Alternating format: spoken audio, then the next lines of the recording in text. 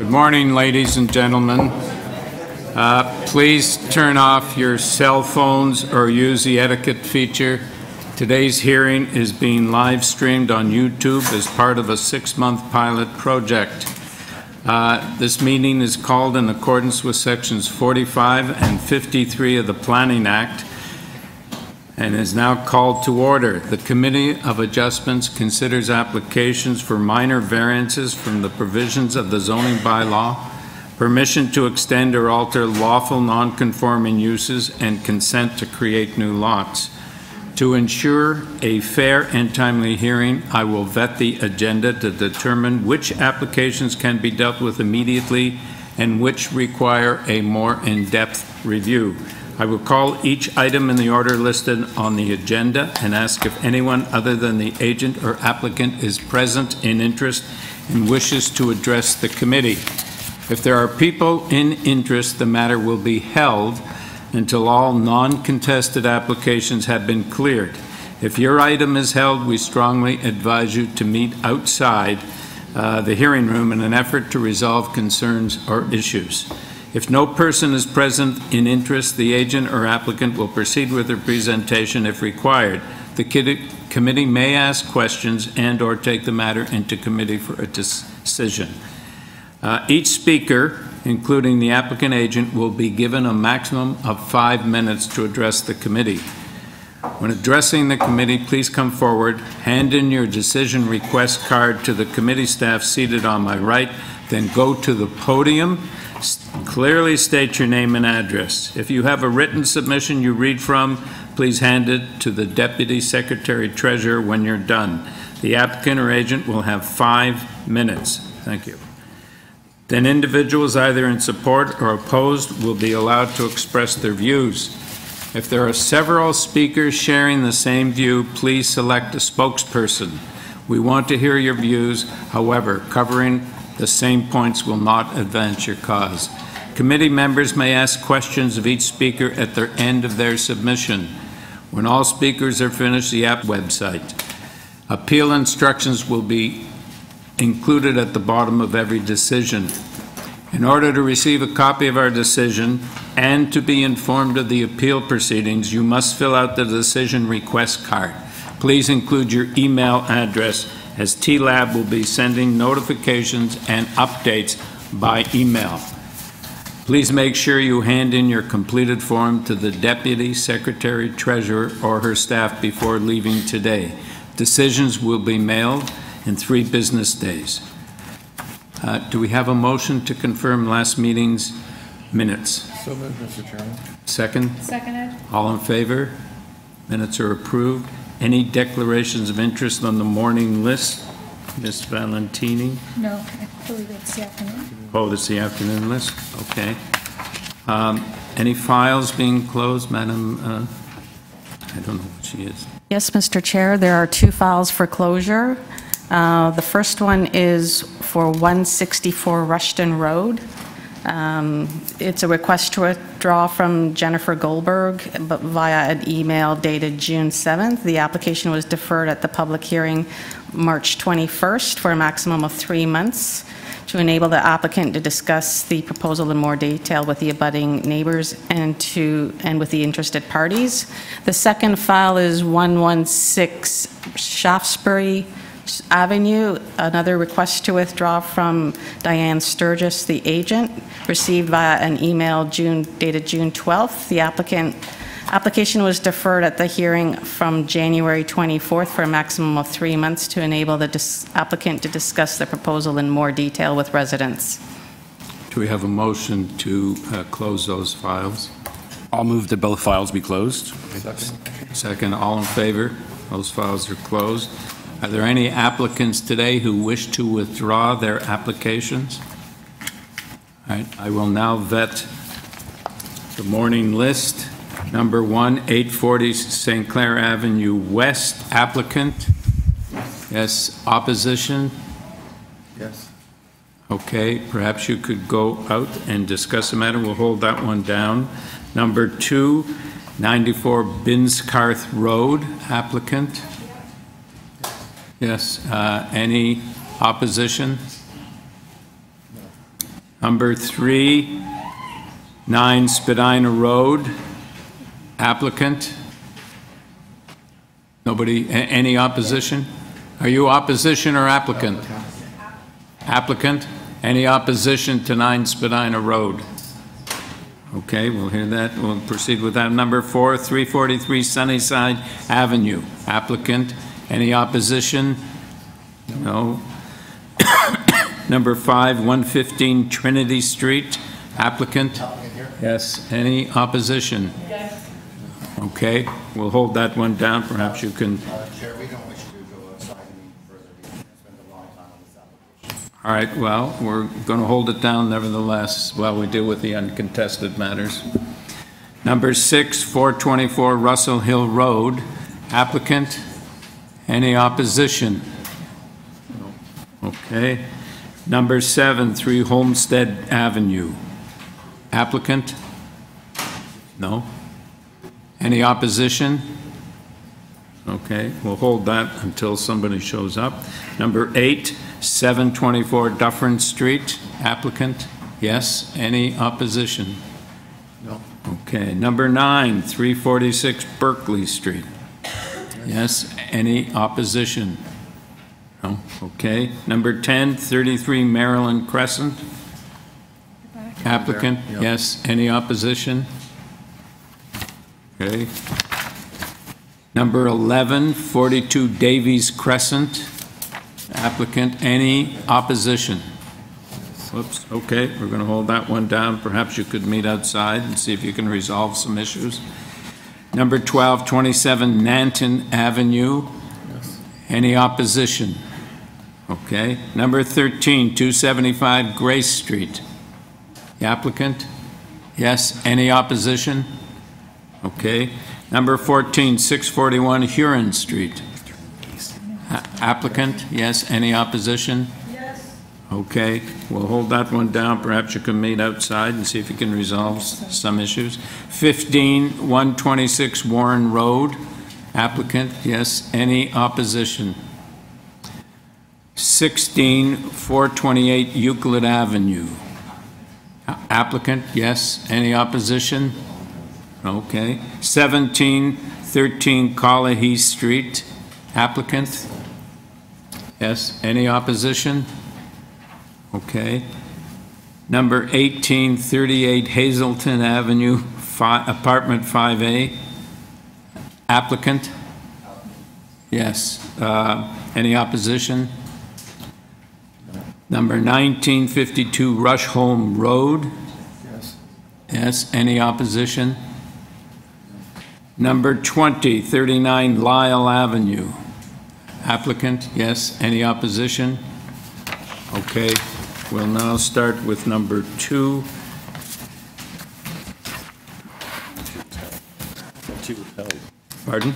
Isn't 2 held? No. No. I have two. Type 2 is held. No, I don't have it held. 1 is held. So is 2. No, 1 is held. So is two. Just call if anyone's No, here. there were Yeah. people here. There were people here in Binscarth. Just ask it again. All right. At Binscarth, is the applicant here? They're over there in the corner. Yes. Is there any opposition? They're behind the pole, so you can't see Oh, them. There is okay. opposition, right? Yes. So we will hold this one. You might go out and discuss the matter. Number 3, 9 Spadina Road. Applicant. Okay, come forward, please. The purpose of this application is to change the use of the existing 3-story semi-detached dwelling to ground floor level retail and office use on 2nd and 3rd story, and to construct a rear 2-story addition. We have before us material submitted by the applicant. Excuse me, just if you want to hold on. Excuse me, if we're hearing like a buzz, we're trying to listen to the application. If you want to have a discussion, I know there's people moving around. Please keep the noise down. If you have to go outside to talk to your neighbor, please. Thank you. Okay. Thank you for offering me this opportunity to do this presentation. Our proposal is to redevelop the 3-story semi-detached existing building at 9 Spadina Road. The site is very close to the corner of Spadina Road and Blue Street West. It's around 65 meters. The existing building was built in around 1880s. It is a building of heritage interest, although it is not a designated heritage building. The house next door is. And the existing building has 3 stories above ground level and one basement, with total GFA of 446 square meters, and the current use is Airbnb. And our design is to have change the use of the existing building to a coffee shop on ground level and office use on 2nd and 3rd level. Also at the back of the building, we propose a 2-story addition with a floor area of 141 square meters. So this is the minimum floor area that make this investment financially feasible. The addition also provides a battlefield entrance, elevator, and staircase. So we put the addition back, also make the front elevation unchanged to keep the maximum heritage value. And the addition at the back is very simple and does not overwhelm the heritage elements on the public hearing notice. So variance number 1, chapter 911, 10, 2349B, 2394B, on a lot and eating establishment is not a permitted use. And we propose a coffee shop on ground level. So the coffee shop will serve people in this area and pedestrian flow from the subway. So there's a subway right to the north of the property. Just like the other similar service around the corner of Spadina Road and Bruce Street West. I believe it is to better suit this area. Variance number 2, chapter 205.10.1.1, a minimum of 2 parking spaces is required for office use. And we have no parking provided. So we think this is feasible because, first of all, the site is adjacent to a TTC station, and people can easily get here via public transit. And secondly, there's a municipal public parking lot right to the north of the property, providing alternative transit measure. Variance number 3, chapter 4T. You don't have to tell us the chapter, etc. Just comment on. So variance number 3, the first floor level has to be within 0.2 meters from grade. And the first floor here is an existing situation. It's not feasible to bring it down to be 200 millimeter to the grade. Instead, we propose a barrier-free walkway through the south elevation and go to the back of the building, which has an elevator vestibule that is flush with the grade. And number 4, the first floor level has to have a pedestrian access, which means a ramp or be flush. And same thing, due to the existing situation, we cannot provide a ramp. The ramp, as per the bylaw, will be 30 meters long. It's too huge. So we have the access to the back and have the entrance at the back. Number 5, so this, the existing 3rd floor of the building has a balcony that's sticking out, and it's not conforming the zoning bylaw. So again, it's an existing condition. It has a heritage values, so we're going to keep it and do something. Number 6, the existing canopy encroaches 1.11 meters into the required front setback. So this is an existing situation, and the canopy is unsound and will replace leg by leg. Whereas number 7, the minimum required rear yard setback is 7.5 meters, and we have 5.32 meters. So the 5.32 meters allows the project to have a minimum floor area that makes this project financially feasible. Any side of the floor area less than that will make it not worthy to develop. The owner has been negotiating with a coffee shop tenant, and they already indicated that the existing floor footprint is too small. Variance number 8. So this is the main wall on the south elevation that has to be 5.5 meters from the lot line. And the main wall we propose is 1.71. So the existing south main wall of the building is already 1.71 meters to the property line. And our addition is to have the main wall flush with the existing. So it's 1.71, and this also make. Sir, you've run over time. So, and the that's others almost are essentially repetitions of what you've already told us. So are there any questions from the panel? Okay, do we have a motion? Mr. Chair, I'm prepared to make a motion of approval of this application. We have a report from Heritage Preservation Services that they're satisfied, subject obviously to the Heritage Preservation condition, which I assume you're aware of, that you have to submit, before issuance of building permits, you have to submit your plans and elevations to the satisfactions of the Senior Manager of Heritage Preservation. I don't believe there's any other condition on this, so I would move approval subject to that condition. Second. All in favor? You have your approval, sir. Thank you. Thank you. Thank you.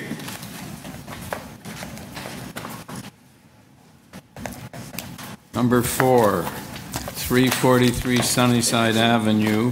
The purpose of this application is to alter the existing 2.5-story detached dwelling by constructing a 2-story addition at the southeast corner, a front 2-story addition, and a rear 3rd-story addition with a rear 3rd-floor deck. The existing front porch will be enclosed and the new front porch will be constructed. The existing 2 dwelling units will be converted into a single dwelling unit. We have before us material submitted by the applicant, report from planning, a correspondence and concern from 345 Sunnyside Avenue, and opposition from 122 Grenadier Road, 355 Sunnyside Avenue. Your name, sir?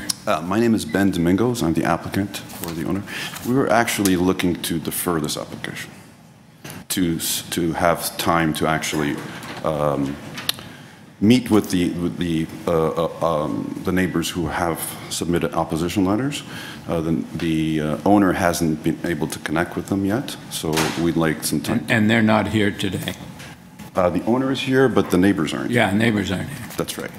However, the owner still wishes to defer it to have the time to connect with them and come up with some sort of compromise solution to make them all happy. There's also a couple of conditions with the planning report that we would also implement into any changes that we would make to the drawings or to the proposal when we come back after. Are there any questions of Mr. Domingos? No, Mr. Chairman, I think that if the purpose of the deferral is to collaborate with neighbors to try and resolve any differences, that's well received, and I'd like to move approval of the deferral. Second. I'll second it. All in favor? You have your deferral, sir. Thank you. Thank you. Yeah. Yes. 3 months. Yeah. Yep. Yes? Got all those things, yes, yes, and yes. Usual. Number 6, 424 Russell Hill Road.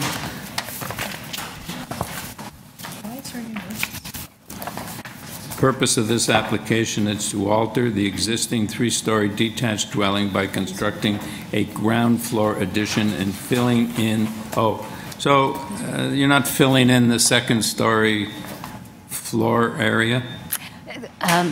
There's a floor opening, and we're not filling that in. Okay, all right. So it's just constructing a ground floor addition. And before us on this application, we have material submitted by the applicant. Yes. Okay, my name is Peggy Chu, the agent for the owners, Ann Schwartz and Jeffrey Schwartz. And I don't have anything to add to the documentation we've already All right, perhaps you could tell us about the building depth, 26.55 meters. Is that existing? That is an existing depth for the existing dwelling, including its rear deck. So if I can show you.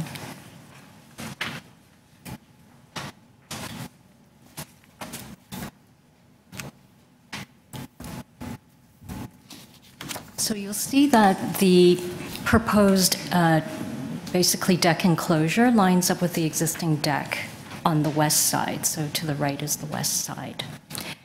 And back in 2006, the owners also applied to committee for similar. Ms. Chu, could you just speak a little Sure. louder? Or speak So back in 2006, the owners did apply for a similar addition, and I'll show you that.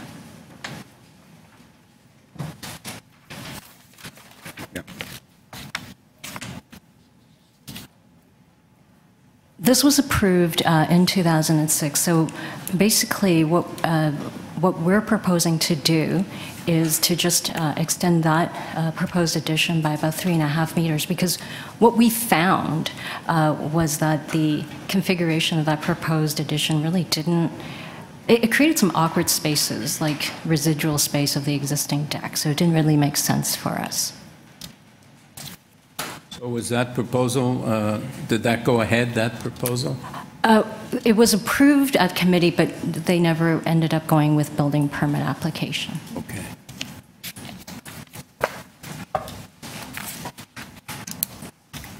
Any more questions? We have a motion?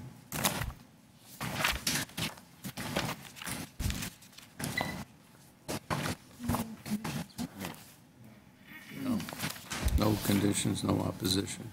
Mr. Chairman, I think the variances described in numbers are quite substantial until one sees their application to this very large lot and very large house. I really feel that they have no measurable impact on the adjacent neighbors, and I think they're in the best interest of the community to proceed. So I'd like to move approval of the application. I'll second that. I agree with that. All right, all in favor? Have your approval. Thank you. Thank you very much.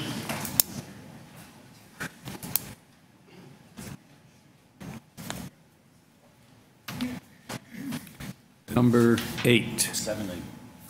7 were. There was no one here. Oh, is anybody here on number 7, 3 Homestead Avenue? Yes, over here. Yes, is there any opposition? Okay. Number 7. The purpose of this application is to demolish the existing one-story detached dwelling and construct a two-story detached dwelling with integral garage. We have before us material submitted by the applicant and a report from Urban Forestry. Yes, sir. Good morning. I'm Peter Druzek, agent on behalf of the client. The application, I think, is very straightforward. The variances are laid out. We're trying to bring under the new bylaw the lot under the existing lot under current bylaws into conformity.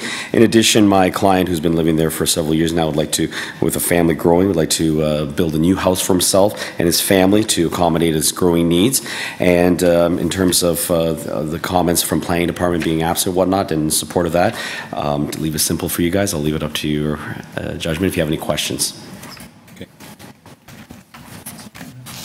Mr. Chair, if no one has any questions, looks pretty very straightforward application. No comments from area neighbors or city staff, and I'll move approval of the application. Planning comments? No, I haven't, in absence of planning comments. In absence. Yeah, we don't have. Scrambling looking at Right. it. Sorry. Yeah, subject to urban forestry condition number 3, which I assume is acceptable. Yep. That would be my motion. We have a seconder. I'm going to second the motion. All in favor? Have your approval, sir. Thank you very much.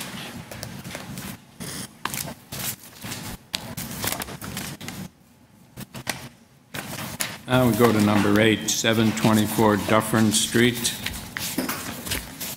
Morning, Mr. Chairman. Franco Romano here on behalf of the owner. All right, could you just hold on 1 minute?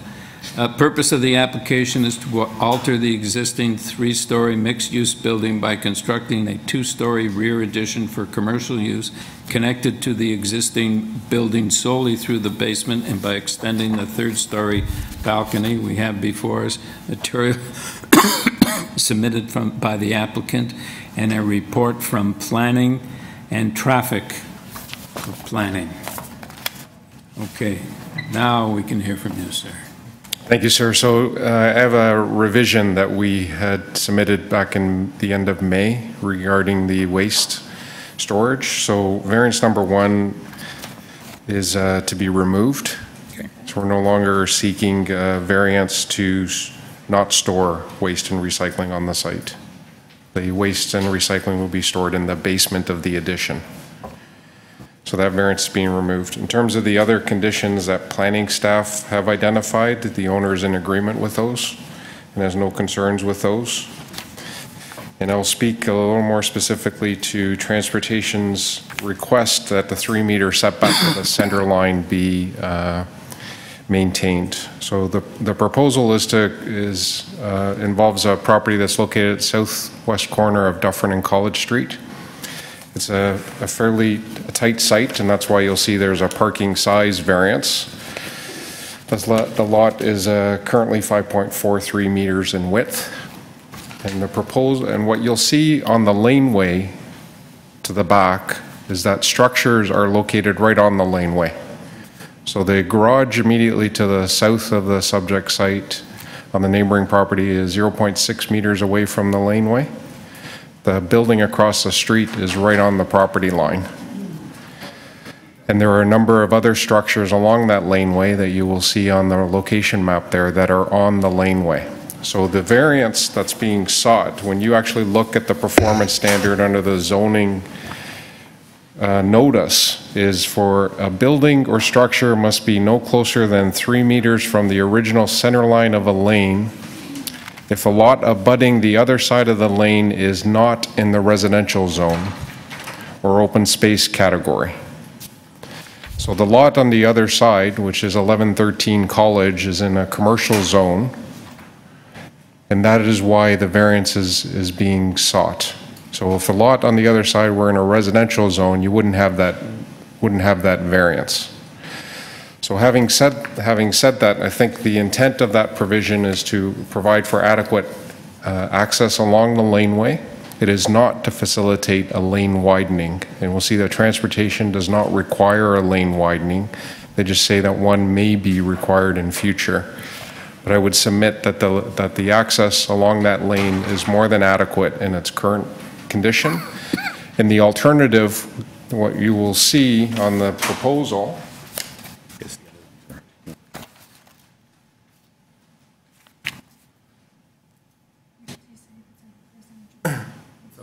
upside down.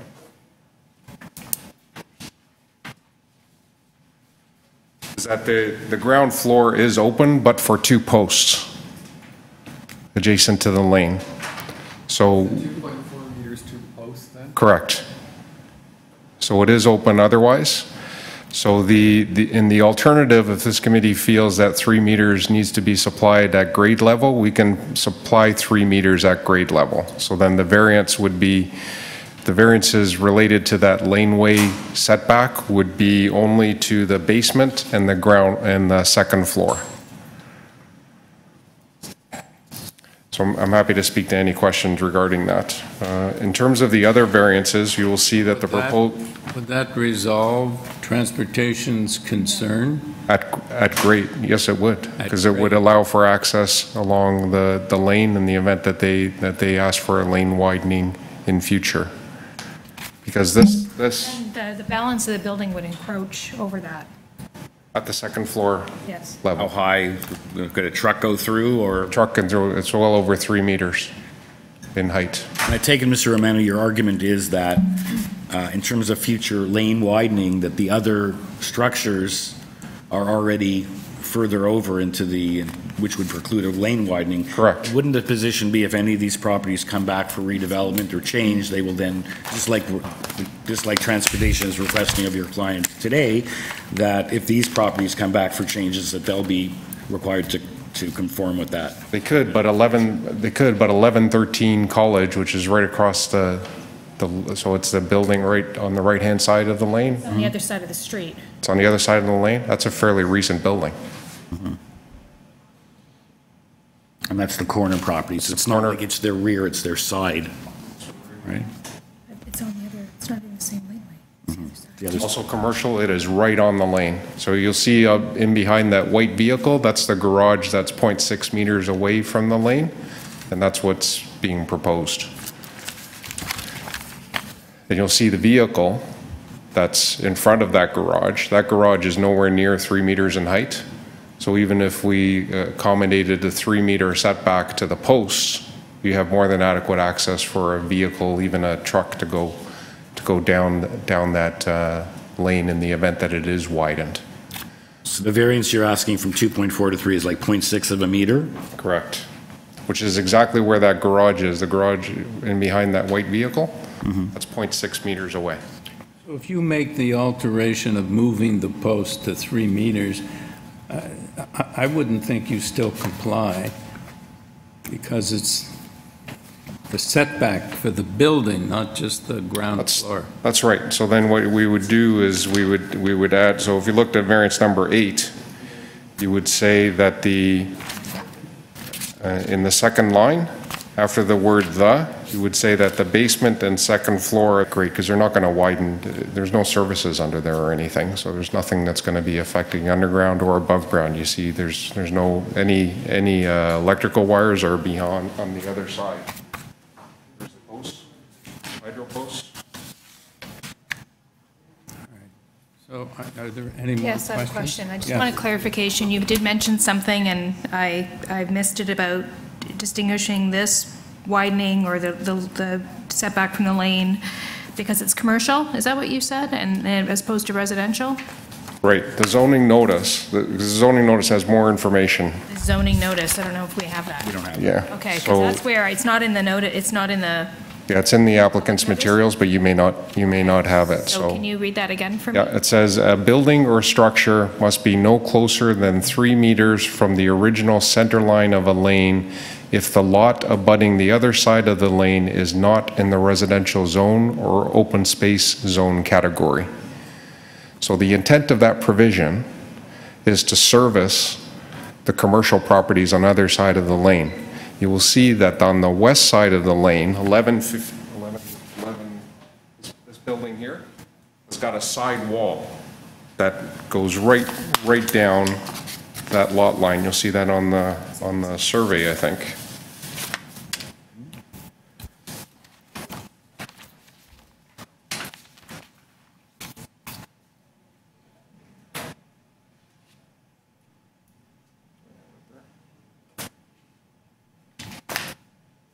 This is the subject property.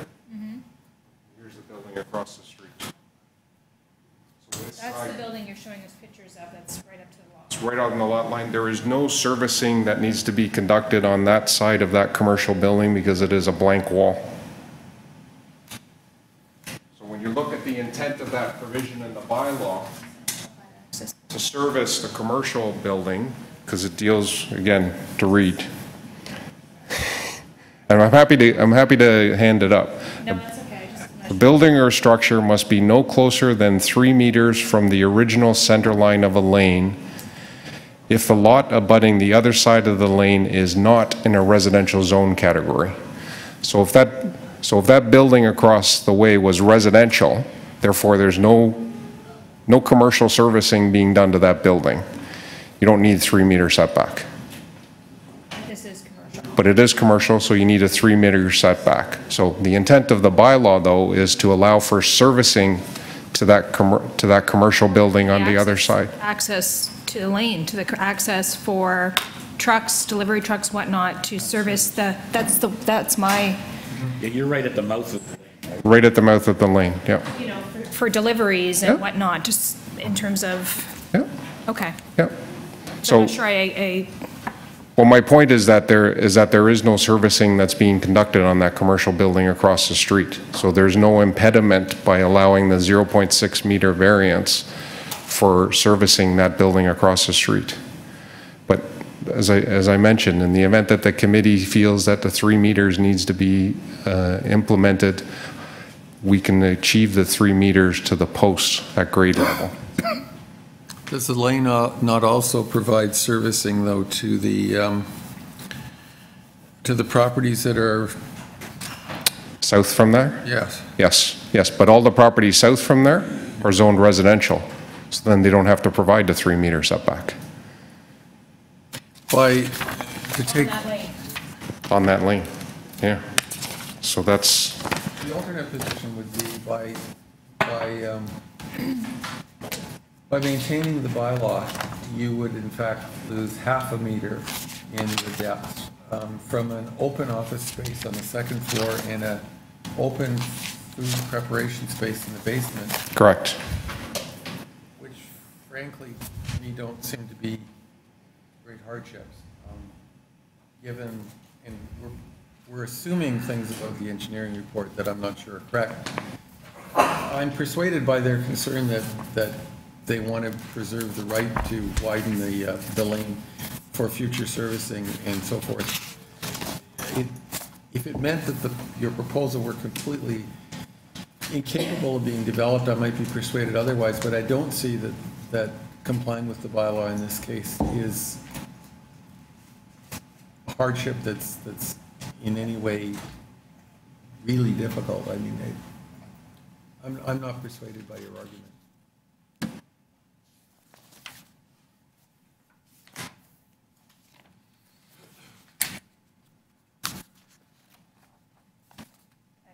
Just to carry on with that, I agree with your comments about that. We've got a memo that requires or requests that there be a setback of 3 meters from the lane, and I don't see how in this case that proposed variance meets the test under the Planning Act, the 4 test. I agree with Mr. Nipfel's comment in terms of that there really doesn't seem to be a hardship if you otherwise couldn't redevelop this property. But I guess how would you comply with this if we didn't agree to just the basement and the second floor? You'd have to lop off 1.5 feet on your planned Right, addition. 0.6 meter reduction overall. Right. Yep. Is that existing? It's not existing, no, it's open. You can see it on the, That's on the property. the addition, the rear addition. And what's back there? Is it the food assembly, I see, or is that? The basement, it's a food assembly for the catering business, and on the second floor, just it's means the office will be a little bit shorter. Correct. So would that change your variances? No, you would be refusing, Well, we changed floor space. Yeah, your floor space, unless you. yeah, but I don't have that math. It's a nominal reduction in floor space, because it's only the second floor that would be We affected. would just be refusing variances 8 and variance 1, Variance 8. if that would be the motion.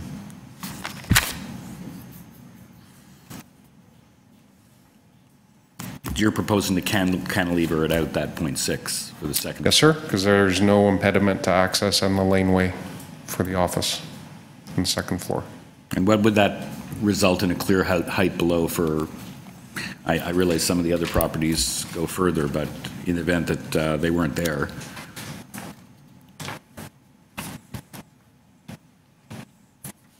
Like if it's a passage of a vehicle or a, even a high truck, if that would go by.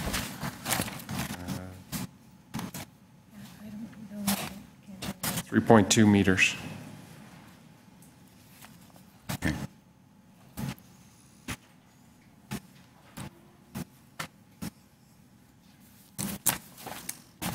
I have concerns about even allowing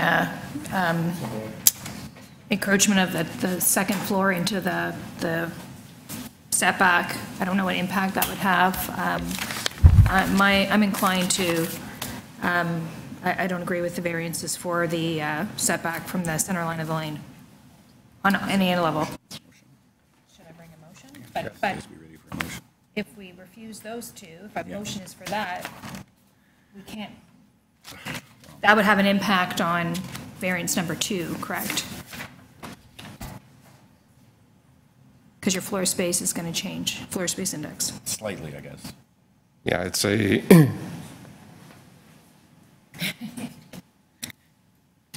like, do the math.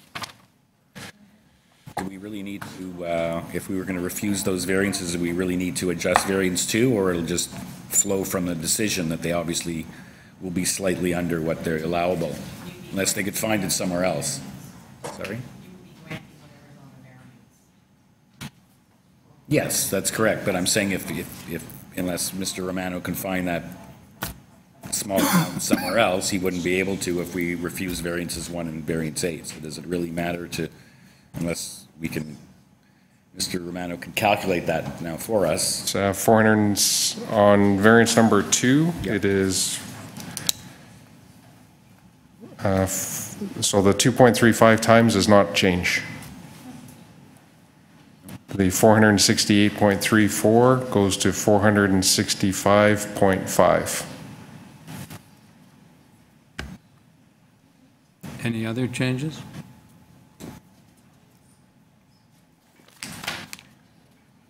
Yes, sir. Just if you can just bear with me one That second. would be for variance number 3 as well, but the numbers are different because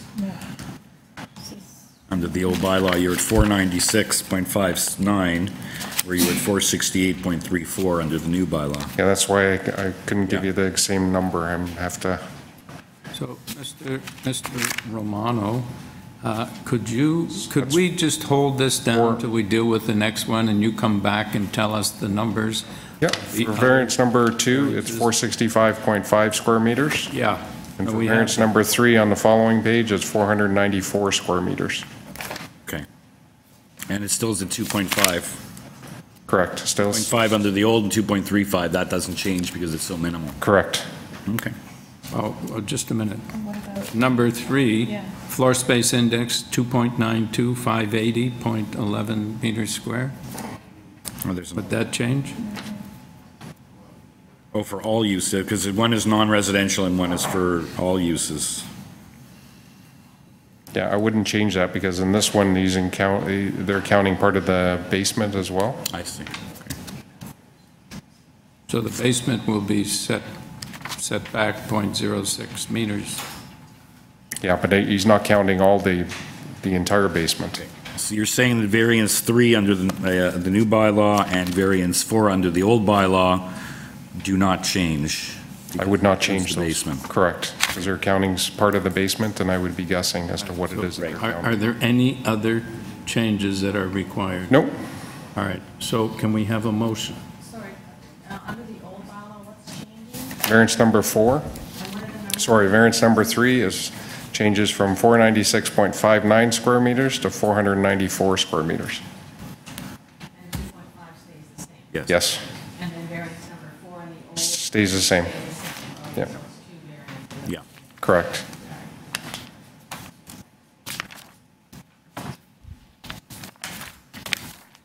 And for the garbage storage variance number 1, there is no corresponding variance under the old bylaw, correct? There is not. No. That's gone deleted, anyway. yeah. Motion?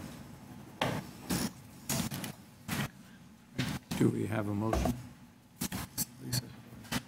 Lisa? Are you sure those numbers are right?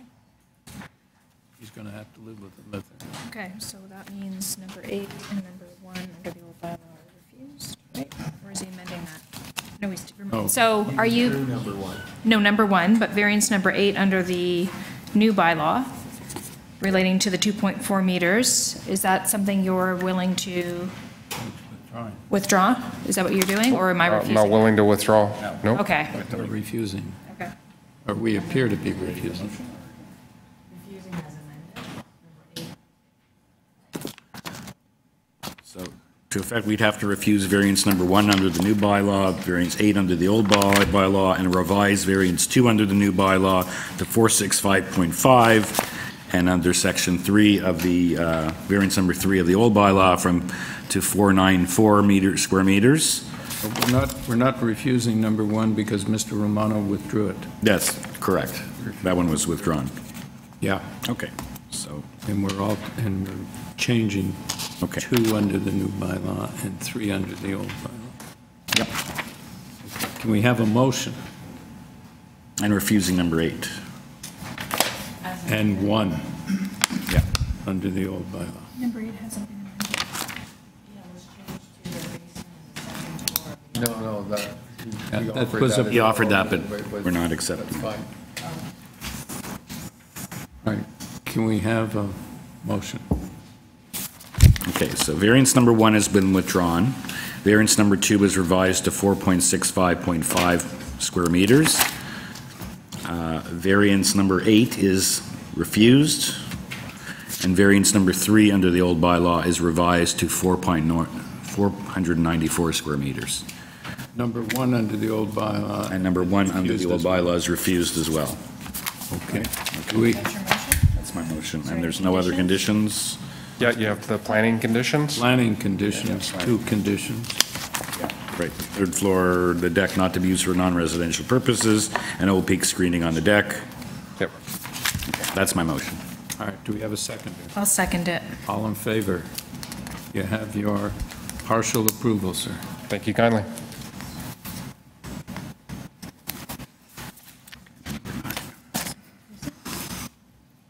Number 9, 346 Berkeley Street. Purpose of this application is to alter the existing 2-story semi-detached dwelling by constructing a rear 2-story addition. And we have before us on this application just material submitted by the applicant. Your name? Julia Burke. Yes. Do we need? No. Does anyone have any questions, or do we need any submissions? No. No. All right, I'm can we willing have to a move motion? Yes, I've reviewed all the materials, and my motion is, in this case, for approval. It's my view that this proposed addition is minor in nature, and it reflects the setback of the adjoining neighbor in terms of the depth, so my motion is for approval, and there are no conditions on this. All in favor? You have your approval. Thank you. Thank you. Number 10, 33 Maryland Crescent. The purpose of this application is to construct a new 2-story detached dwelling with an integral garage and a deck on the east side above the basement walkout. We have before us on this application material submitted by the applicant. We have correspondence and support from 35 Maryland Crescent and 3 form letters in support from 31, 37, and 41 Maryland Crescent. Your name, sir? Vlahovic, Slobodan. Yes.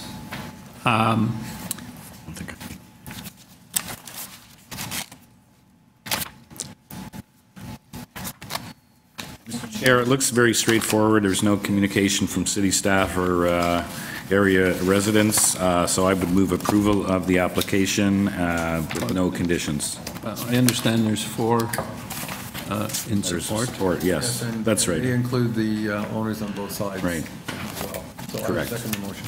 All in favor? You have your approval, sir. Thank you. Yeah.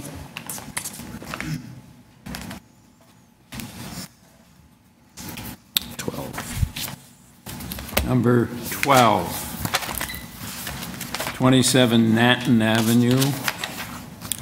Purpose of this application is to alter the existing 2-story semi-detached dwelling by constructing a rear 2-story addition, rear basement addition, and rear basement walkout. We have before us on this application materials submitted by the applicant, a staff report from Heritage Preservation, 11 form letters in support, correspondence and concern from 20 Hawthorne Avenue, and opposition from 20 Hawthorne Avenue, and opposition from 24 Hawthorne Avenue. Your name, madam? Catherine Freese, I'm the architect and agent for the homeowners, Amy Wilson and Michael Hamnett. Yes. There is one piece of information.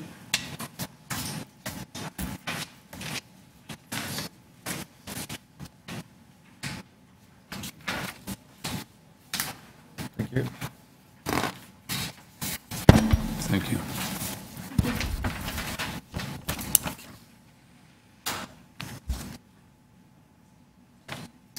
What I've just given you is a response to a letter that I responded to 20 Hawthorne. This came to me via email. It was copied to the technician, but for some reason it wasn't put in the file. So I wanted the committee to see what, So these people are still opposed? yes. Yes, thank you. Perhaps we could file this.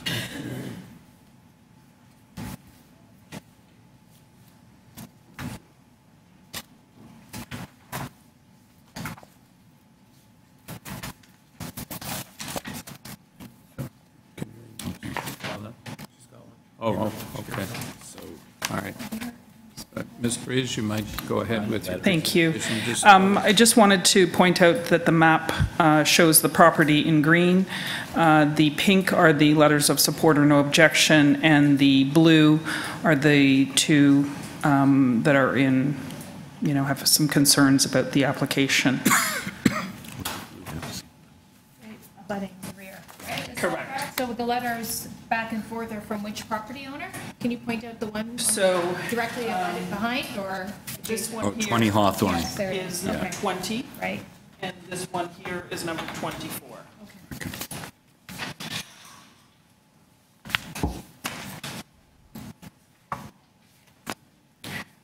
Given the concern, can you elaborate on the tree cover that these people believe is being removed or altered? Or do you not understand it either? I don't understand it. So this drawing indicates the extent of our proposed addition. The red is what we're proposing beyond what's existing. It's going out in line with the adjacent house. We're just doing 2 stories. Their second story steps back a little bit. It's an older renovation. We are not doing any work at the back of the property, so none of the trees that we're proposing are going to be damaged. Their comment about the existing tree cover from storm damage, disease, is not something we can control. That's Mother Nature. So I don't quite understand the concern. The other issue is the distance between the back of 27 Nanton, which is our property, and 20 Hawthorne, I estimate at 30.8 meters. And that would only be reduced to 37.5, which is 2.3 meters. And it seems like a big distance between 2 houses that are backing on with great foliage in between. I will show you one more diagram.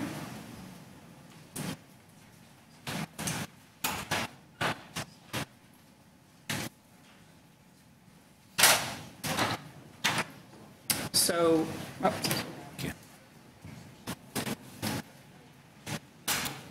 So that is 27 Nanton, and on my right-hand side is all the tree coverage. There is no proposed alteration to any of those trees in that area. So what is, so there's so what's existing where you? There is an existing one-story rear addition, which is a staircase leading down to the basement.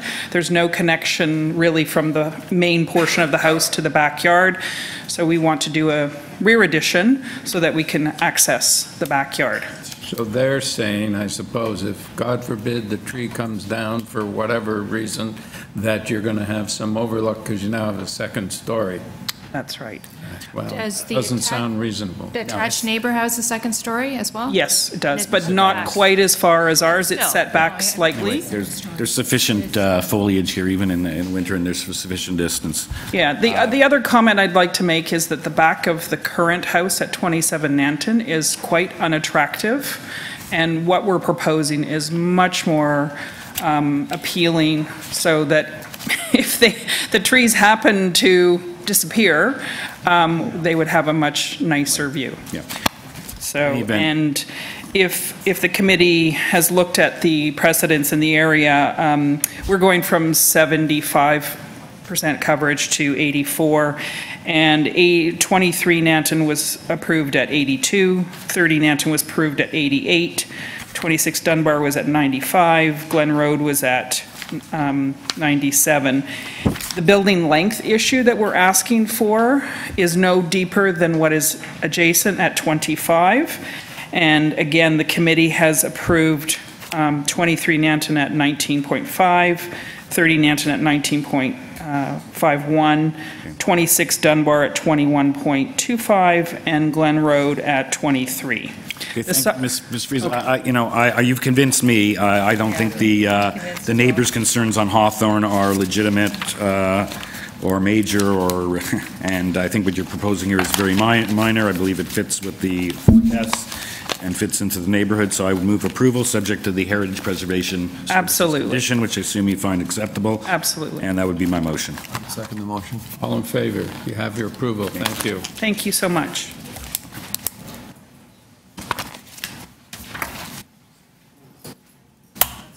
Number 13, 275 Grace Street.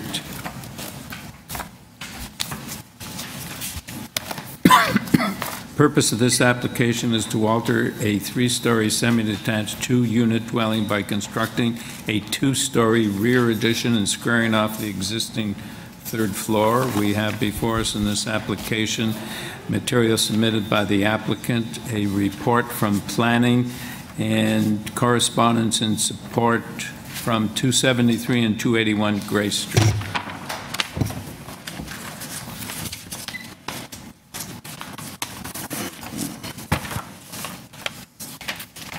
Yes, sir. Okay.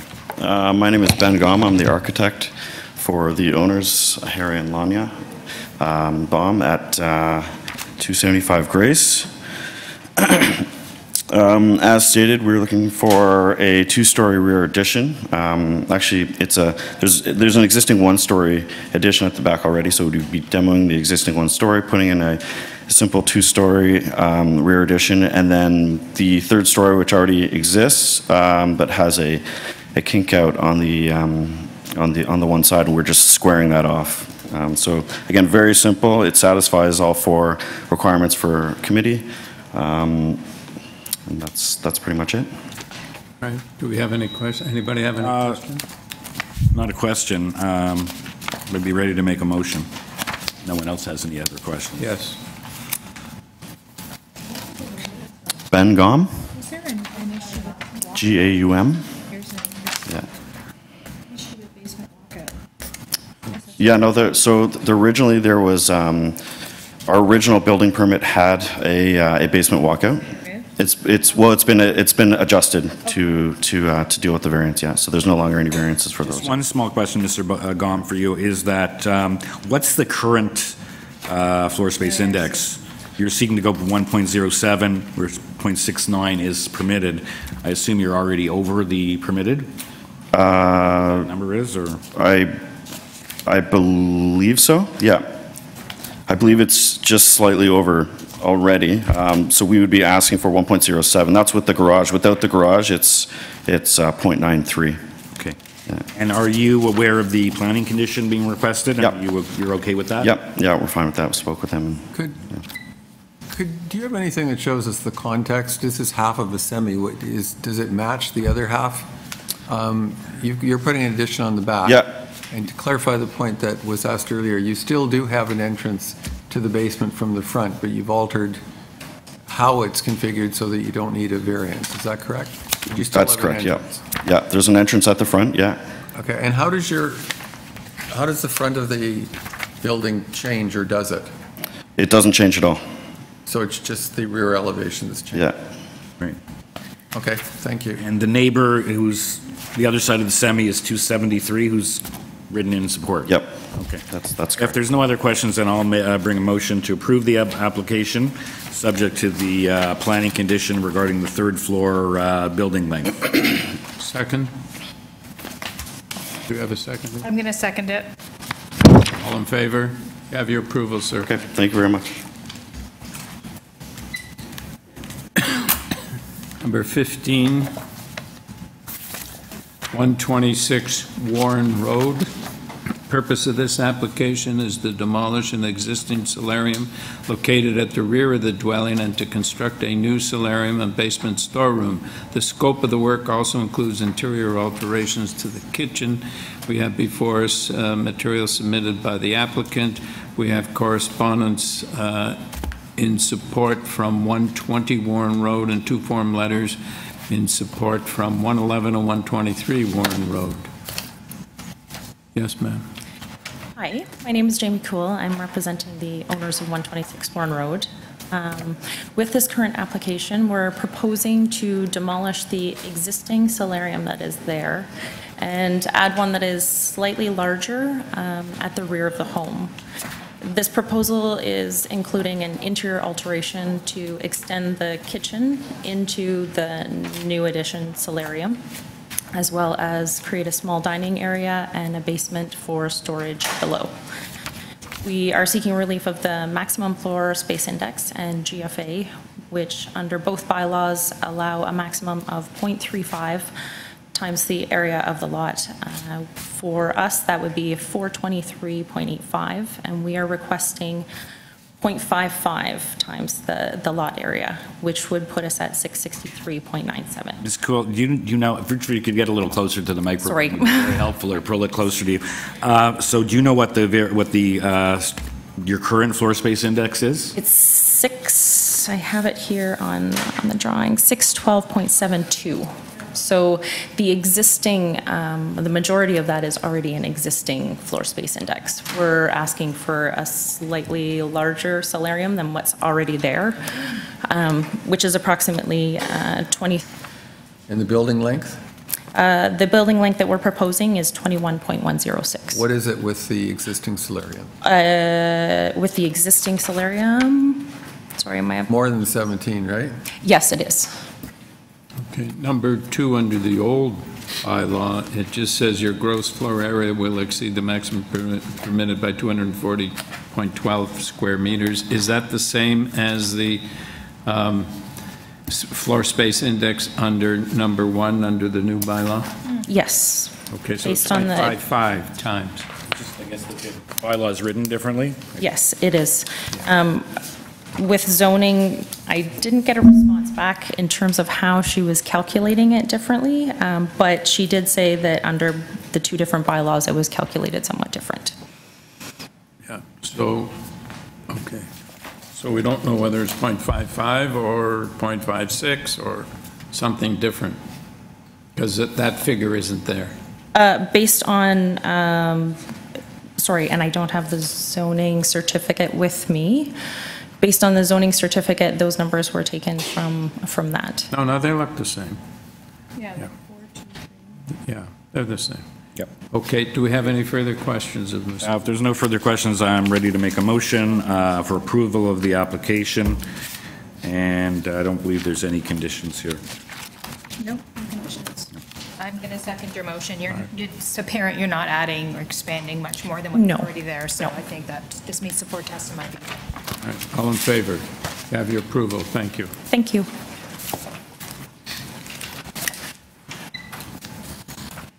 Number 16, 428 Euclid Avenue. Purpose of this application is to alter the existing 2.5-story detached dwelling by constructing a rear 3rd-story addition and a rear 1-story addition with a rear 2nd-story balcony above. We have before us materials submitted by the applicant, correspondence from planning, and 2 items from planning, and support from 426 and 445 Euclid Avenue. Good afternoon, Mr. Chair and members of the committee. My name is Stephen Lindy, architect of the proposal. I'm here today with the owner. I'll give you my address later.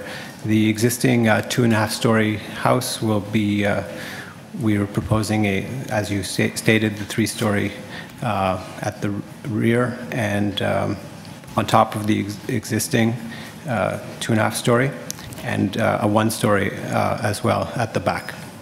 I'm going to go off text a little bit. We received the planning report, and we agree in principle with the privacy screens, no problem. But they raised the issue of building length, and the issue of building length versus building depth is slightly different. So I would put forward that if there is a condition on the length of the 2nd and 3rd floor, I would provide you that number, because it's different based on the average of the setback of the existing houses. It would be 16.2, and they talk about 15.7.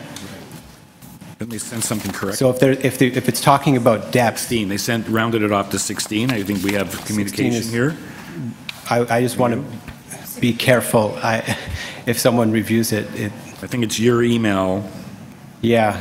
Dated June the 8th. Okay. 4:02 p.m. You said therefore the building length should read 15.7 plus. Yeah, I extrapolated based on the zoning review what that depth might be, but I didn't necessarily. So you're saying in the city condition, the second and third floors have a maximum building depth of, it was 15.7 and got revised. Well, they called it length because that's the length. You're saying now you need 16.2. Yes. For the length. Just to be on the safe side. There is no issue about the depth. Yeah. It's just the length, right? So you're saying that that should be 16.2 in order to you to fit in what you're planning on doing here. Mr. Chairman, I think the concern is that the word depth is used in the planning memo and length is used in the report. Planning says length. They also say is the depth in the bylaw. memo. So. In the body of the memo, not in their condition, you're saying. Yeah. I'm going. 16.2 in length, that would do. You're saying that's what you'd like. In depth. In depth. Okay. Which is what this says. This says 16 and it says in depth. Yeah. Yeah. Okay. I'm looking at the actual memo staff. Thank you. I see. All the other variances are within what precedences have had with other projects in the neighborhood. We're asking for 1.03. And then the height is also in line. They're kind of technical. And that's about it. We're maintaining and improving the existing character of the house. The existing house is being restored. In summary, we submit that the proposed minor variances are minor. Can you clarify the front porch, as I read it, the front porch is being taken off? Correct. But it doesn't generate any variances? Correct. Any further questions? Do we have a motion?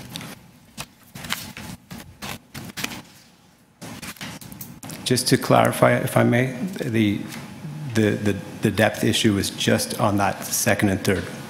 The rest of the variances stand for the depth.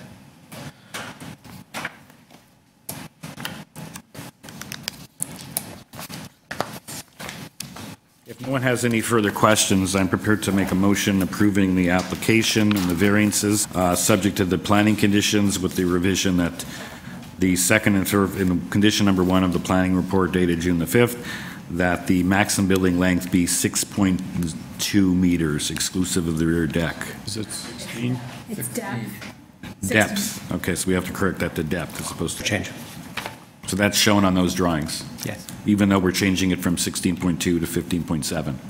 No, we're changing it the other way. From 15.7 to 16.2.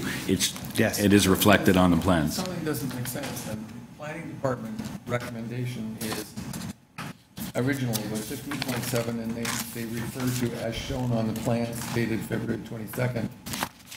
If we're changing it to 16.2, Well, it's because they're using a number that's talking about length, and the bylaw is about depth. I just wanted to make sure that we're not getting messed up with the... I just want to make sure I'm not getting messed up by referencing drawings that are... I'm fine with referencing the drawing because it's correct. The date stamped February 22nd. yeah, the way they measure length and the way they measure depth differs. Correct. So does that change the variance number 1, the depth variance, or no? It's just a condition, because that's your overall, but for the ground floor, that's what your number is for the ground floor. Correct. Okay. It doesn't change. So, and also, just... Yeah, I was a little confused also, because if we're only making these changes today in June, how could the plans in February be correct? But I think you answered that. They're still good. Okay. Adding condition number 2. Yes, screening. Yes, of course. So subject. Seconder for the motion? Let's second the motion. All in favor? Have your approval, sir. Thank you. Thank you.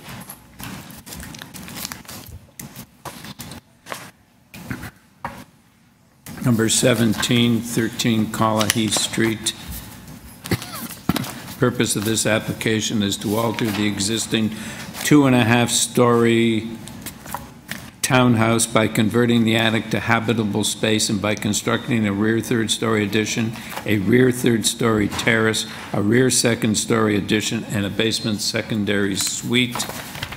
We have before us material submitted by the applicant, reports from planning and urban forestry, 17 form letters in support. Yes. Good morning. My name is Alana Cundy. This is Jonathan Poole. We are the owners and applicants of 13 Collehy Street. We're seeking approval for a home renovation so we can resolve water damage issues and keep it in consistent form and character with the neighborhood. To protect the neighboring trees, we've opted to put the entrance to the basement apartment from within the... Didn't quite understand what you said about basement entrance. So if you will, do you want to put it up? We're putting in the basement a small apartment, and we currently have a rear entry point at the back, a walkout, but we have concerns about drainage over time.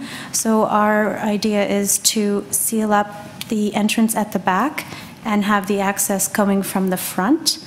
And instead of excavating down into the basement, we're going to take a piece of our floor plan, like from the interior of the house, and have that become the entryway. Like an internal basement? Exactly. There's a birch tree on our east side, and our neighbor on the west side has also a tree, and we love the trees, so this was an easy way to make sure we don't... Mm-hmm. And you come down, and then you... Yeah, exactly. So that's an existing entrance into the house. Will now also enter the basement. So the current entrance, where we enter the house, will become the basement entry, and where the current window is on the elevation will become our entryway. Okay. We've spoken with our neighbor as well about... so you have... There's two doors. If you look at, excuse me 1 second, if you look at CA113, it's shown the entrances are side by side. 113, got a lot of drawings. It's up on the board too, if you like. Yes, there it is. Oh, yeah, look at that. It's Yes. internal. Yeah. Yep. Oh, yeah, I see it in the Where's the front elevation. elevation? Yep. What number? CA 118. Okay, there we go, yeah. Okay. So it looks like it's stepped back a bit. Oh, yeah, I see that. So all the openings are existing. We would just be creating 2 openings. Have out you of seen what's... the planning department recommendations? Yes, yes. Are you in agreement with those? Yes. The screens, as well as the limitations on the 3rd story length. Yeah. Yep.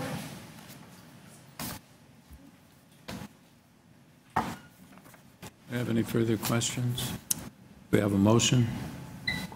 Mr. Chairman, I'd like to move approval of this application. I'd like to compliment the owners for a very comprehensive presentation. Thank you for that. I would like to move approval. I think that the requested variances, in fact, meet the tests for variance. I think they're also desirable for the development of the area. My approval is conditional upon forestry, condition number 1, and the 2 approval conditions from planning, one dealing with building length and the other dealing with permanent opaque screening. We have a second. I'm going to second it. All right, all in favor? You have your approval. Thank you. Thank you very much. Number 1836 Hazelton Avenue, Unit 5A. Purpose of this application to... Yeah. Okay, we can carry on. To construct a pergola on the terrace of Suite 5A on the 5th floor. We have before us material submitted by the applicant and 2 form letters in support from 7A and 7B. Good morning, Mr. Chairman, committee members. My name is Ian Starkey. I'm the architect and applicant agent for Ms. Rosamond Ivy. The reason that we're seeking this relief is that there is an existing architectural screen which divides the 2 terraces on the 5th floor of the building. And in order to make everything line up and not have to modify the existing building, we require this relief of 7.5 inches of height to make it work. So it's for aesthetic reasons. So that the height of the pergola matches the height of the existing screen? It just sits right on top of it, so we Okay. didn't have I'm just to looking at modify it. That's correct, yeah. So, is there, how many apartments on, how many units on a floor? There's 2 units. 2 units, so 5B? 5A and 5A and 5B. But does 5B have a pergola? Or I'm we are actually- asking for one? Yes, I'm actually back here this afternoon for the same issue for the other unit. Okay. Didn't match them. I don't know why they weren't one after the other. The applications were made one day apart, and for some reason, we actually got different hearing dates, but. Okay, well, okay, we'll see you this afternoon. All right, do we have any further questions?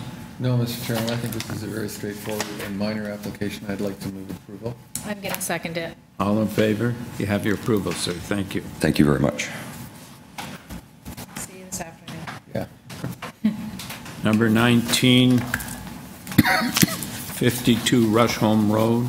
Purpose of the application is to alter a 2-story detached dwelling by constructing a 1-story front and side addition, enclosing the existing front porch, and by undertaking interior alterations, including finishing the basement.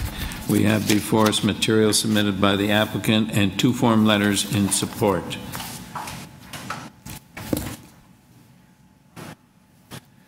Good morning, Mr. Chair and committee. My name is Brian Abbey of Antec Building Consultants, and I am the agent for the owners of the property. I've put a plan on the overhead, and as you can see, the area is quite small. It's actually within the footprint of the building. It's not an addition, it's just enclosing the existing entry. It's as simple as that. Any conditions? No. Any questions? No, I don't. It's fine. On that basis, I would like to bring forward a motion for approval of the application. As you've demonstrated, just pointed out, this is within the existing footprint. In my view, it's minor in nature and meets the 4 tests. Second? I'm happy to second. All in favor? You have your approval, sir. Thank you. Thank you, committee. Number 2039 Lyle Avenue. The purpose of this application is to alter the existing 2-story detached dwelling by constructing a rear 2nd-story addition, 3rd-story dormer, a rear 2nd-floor deck with stairs, and a secondary suite. And before us, we have material submitted by the applicant. I also have 2 letters in support from our immediate neighbors and 1 letter from my mother, who is a co-owner and lives in the house with us. Did your mother approve it? If she approves it, it must be good. All right, so we have a letter of support from co-owner and residents of 39 Lyle. 41 Lyle, a letter of support, and 37 Lyle, letters of support. Both neighbors? Both adjacent Yeah. neighbors, yeah. Yeah. Those be filed. Okay. My name is Javiera Quintana. I'm the owner, one of the owners and residents of the house. So I have a question. Sure. With respect to variance number 2 under the old, well, they're all under the old bylaw. Yeah, so number 2, it says the rear, 2nd floor rear deck will extend beyond the sidewalls of the building. How much is it extending? It's on the plan. It's about 1 meter. It's just for the staircase, so.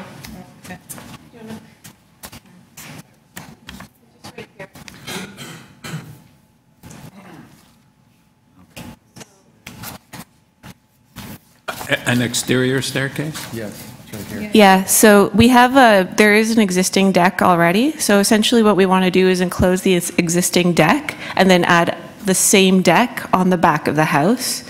And what the deck does right now is it gives us direct access to the backyard, so we can go out with our daughter directly from the house to the backyard. And it also provides the second exit from our unit, so we have a front and a back exit. But because we're enclosing that deck, we want to have that same space again. So we want to build another deck and with another staircase. Okay, does anybody have any questions? Do we have a motion?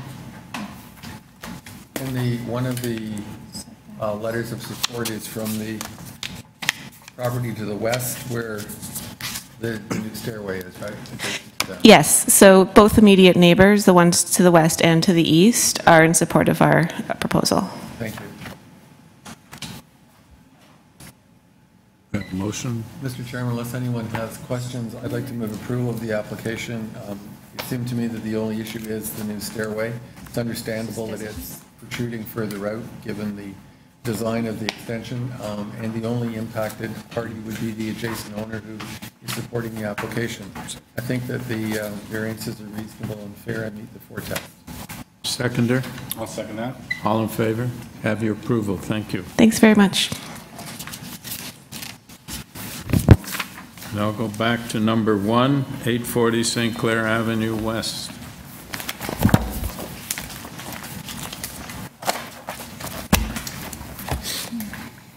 Would the neighbors here who are with concerns please come sit at the front table here? Purpose of this application is to construct a new 8-story mixed-use building containing 116 residential units, a mechanical penthouse, and ground floor retail. Variances were approved under decision A035915 TEY. Do not apply to this application. And we have before us material submitted by the applicant, correspondence from engineering, and a letter from Joe Mahevic, Councillor. Yes, sir. Thank you. Chair, members of committee, my name is Craig Hunter. I'm the planning consultant and agent on behalf of the owner, Dino Longo, who was here just previously. We've had the opportunity to speak with Julian, the neighbor. There have been long-standing discussions, and he'll be able to speak for himself, but it was mostly to clarify the variances. We have been planning this project since 2017, where a new owner purchased the site that was previously approved by Urban Corps in 2015, and for a similar building. And that was supported by Committee of Adjustment and city staff and the community. And we had pre-meetings with the community before submitting the applications again. There is a similar proposal now. It's been through 2 rounds of site plan approval. We have been in constant contact with the councillor's office and community, and we were in support of his conditions. The variances, there's 15 in total, 9 of which were similar to the Urban Corps proposal. We provided you with a visual briefing package, which I'd be happy to walk through to illustrate the differences between the variances, and that's why we could not rely on those previous approvals. They're all slightly different. From a built form perspective, what I can advise committee is that overall the building is slightly less tall, half a meter. The built form encroachments that are being sought are similar to or less than the physical encroachments from the Urban Corps proposal. And there are other ones that are inside the building that relate to parking, amenity space, and a rear landscape strip, which I'd be happy to walk through in any detail that committee may have on that. And I've explained again, Mr. McNabb was interested in understanding the specific variances, the briefing package we put together. He's been actively working on behalf of the neighbors on Berry Street. And it has an unusual history in that this was a former Hungarian house, a large site development, which we have some images in our package, to 2012, occupied much of the site, right to the back of the property, principally, and above people's backyards. When you're there today, you'll see that the grade differential is about 3 meters. When I'm standing there looking up at the fence, it's about 5 to 6 meters high in the backyards. All of that will be redone through the proposal. That's one of the councillor's conditions. It's also going to be one of the conditions of city planning through the site plan approval. So is that you're building a new fence for the neighbors behind the building? Yes, that will be part of the conditions that the councillor is seeking, but it's also one that will be coming through site plan approval, and it's one that's been a long-standing issue to resolve with the neighbors. That's what Mr. Mahevic refers to as the shield? Yeah, perhaps a shield, yes. Well, actually, physically, it looks like a shield now, you know, out there. Yeah, it's a very tall fence. Urban Corps setbacks, along the property line with the residential properties, they were, as you said, the same or greater? Yes. So if I might. Because the numbers are misleading until you go into your drawings and you realize that actually there are courtyards and so forth facing those residential properties for the most part. And then there's a section on the west end that's servicing and so forth, but much of it is courtyards. Yes. If I might, on figure 9, the visual package at the back illustrates the variances. And what we endeavored to create for consistency was the green reflects, throughout the package, the green reflects the as-of-right conditions. Can you put it on the open? Yeah, we don't have that. Yeah, great, thank you. I'm sorry. Yeah, this is, if you might, this is the rear, and we have one for all sides, and maybe we'll just walk you from back to front. The lower level of the building, proposals on the left-hand side, the previous Urban Core proposals on the right, they had effectively entombed the loading area on the right-hand side and continued through with a below-grade amenity space. They had indoor amenity levels below grade on the left-hand side. This proposal continues to have amenity space, but it'll be outdoors where the green area is now. So that area is set back. The entire building where you see the green face, that is set back 7.5 meters. And the degree of projection into the angular planes in comparison are shown with the gray tone. So the Urban Core proposal was continuous on the 4th floor. Now they have, with projecting balconies, now they have inset balconies and an articulated facade. And then you'll see slight differences as you get up to the 7th and 8th floor of the building. The 7th and 8th floors, through their Urban Core, had more mass on the 8th floor, and then they had a mechanical penthouse and outdoor terrace on the roof. On this proposal, it's still an 8th floor. The mechanical systems are more limited, and there's 5 portals for people to get up from the units on the 8th floor to have outdoor terraces facing St. Clair. They do not face the rear neighborhood on those levels. Really above the 6th floor, there's no amenities at all for the private residents facing the neighborhoods. They face St. Clair. And all of this has been carefully reviewed by Planning and Urban Design. I think that's why they have no comment before you today with respect to the application. They had been mostly concerned at the time about they had no comments on the rear. It was about the front facades, and in that case, you'll see there's variances to that. The original proposal had about 25 or 30% projections on the front, whereas the bylaw allowed for 16. That has been now brought down to 19%, so a 3% increase. And we showed, again, on page 7, figure 7, that illustrates the degree, for example, on the front of the building. All the step backs are being met on the sides and front, but they're, for example, along the 5th floor and the 7th floor, where those step backs occur, part of the floor space and roof line at that level encroaches across the site in the orange color. And then where the green color is, that would be the maximum projection allowed, 16%. So you have some articulation allowed in the facade. So the orange area on the east side, right here. Similarly, as you move around the building, again, the building is set back more than the bylaw requires on the east and west sides. The green area would be the permitted projection, and the little orange area, the bump outs to complete the units. So very limited projections, and Planning and Urban Design were satisfied with that now. And we're just in. Sure. Can you do the first one? Yeah, thanks.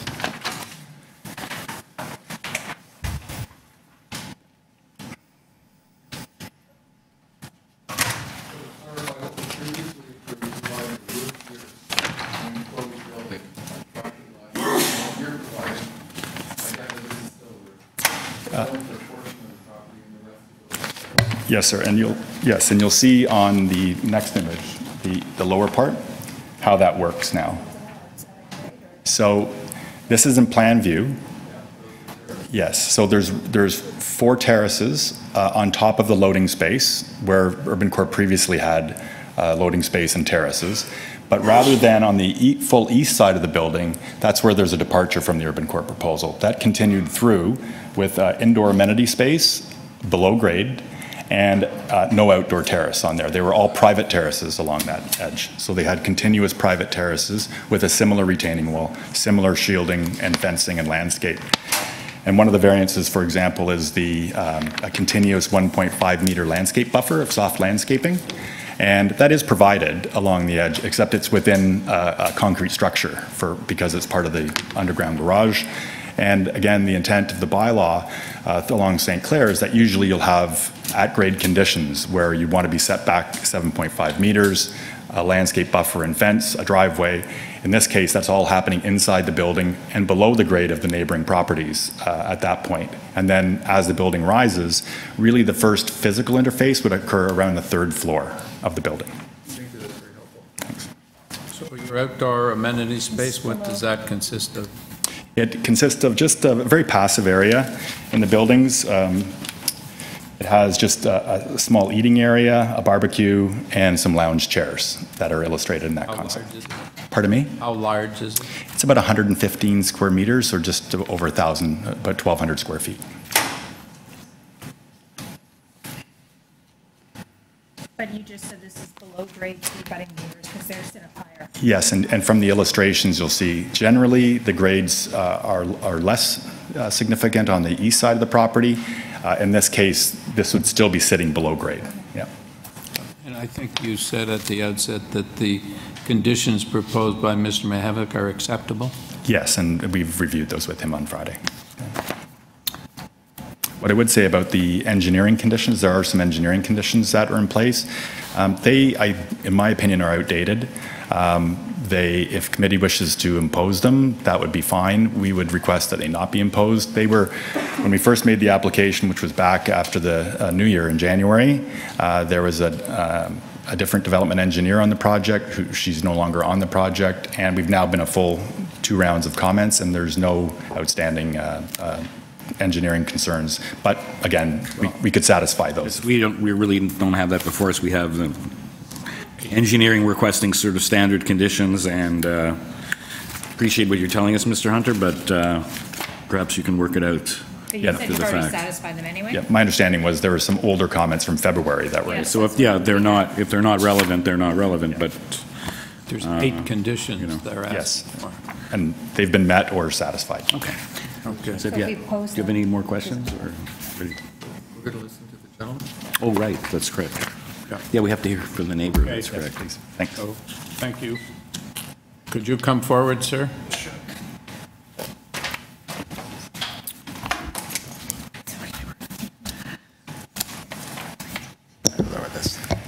Hi, so my name is Julian Back. I live at 19 Barry, which is towards the west side there where the terraces are going to be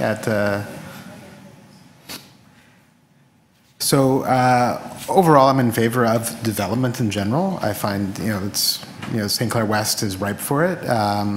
My biggest concern is that, there was a study and it said 7 stories, and here we are going for 9. And so I want you to just consider precedents here, because there's going to be other developments coming before you in the next few years at Alberta, at Winona, which are right there. We're going to get 2 12-story rental buildings at Alberta and St. Clair, and then we're going to get one on Winona and St. Clair as well on the south side. Precedents, we should deal with the application and its merits. This is this large Hungarian house that's been there for many, many years. We had the urban core iteration. I don't know, do you find this is better than the urban core, or for the urban core iteration? No, I mean, I prefer this for sure. I mean, my biggest concern is, I'm going to have terraces, instead of a 7.5 meter setback, I'm going to have terraces. I asked for, at a community meeting, there was going to be an open space there for loading. I asked that they roof it to mitigate sound, and then they did that and then decided to put terraces there. And so I thought, okay, so that's my biggest issue. And then, that's about it. We've discussed it. I'm fine, with it. But at the end of the day, it's still terraces right at my, at my property line. Above or below your property? I'm not sure if it's going to be below or, I'm not sure. You can't tell at this point. Mr. Beck, I also noticed, I guess, in the Urban Core application in 2015, they were also going for 9 stories, which in fact is 8 stories in the mechanical panel. Yeah. So I think that's apples to apples in that. Yeah, no, I know that. I'm not too concerned about that. I just still want to know why, all this effort was put into a St. Clair West study and why it was determined to be 7 on one side, I think, and 9 on the south side. It's just a comment. Yeah. Do you have any further comments? Anybody have any questions of this gentleman? No, that's Thank you, sir. Thank you.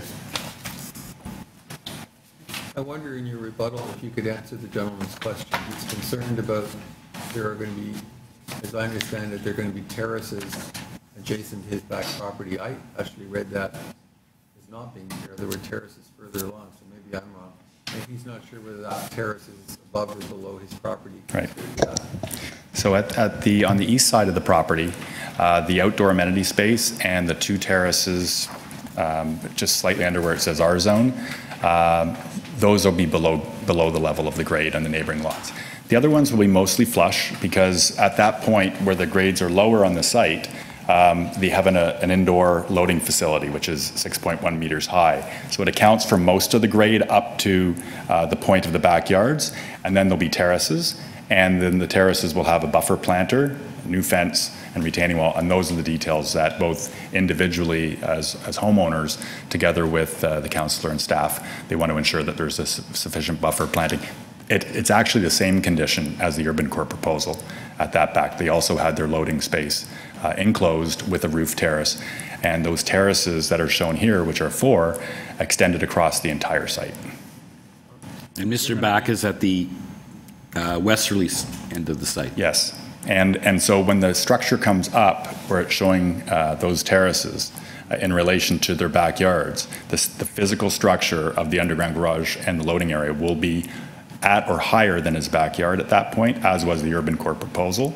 And then above that, there'll be buffer plantings that are put, similar to Urban Core. And is this the location of the condition requested by the councillor for the appropriate shielding and fencing on the north? Is that? Yes, not just for his property, but all of them. The whole north yes. side, yeah, but that's the same. Yes, that's the main issue. How high will the shielding be in relation to the terraces? Well, they'll end up being, right now they're showing really 1.8 meter high fences, but the nature of the fence, how high it will be, the landscaping of that are all matters that will be secured through the site plan approval. And now with the condition, should committee impose it, one that the councillor and staff together will need to be satisfied with.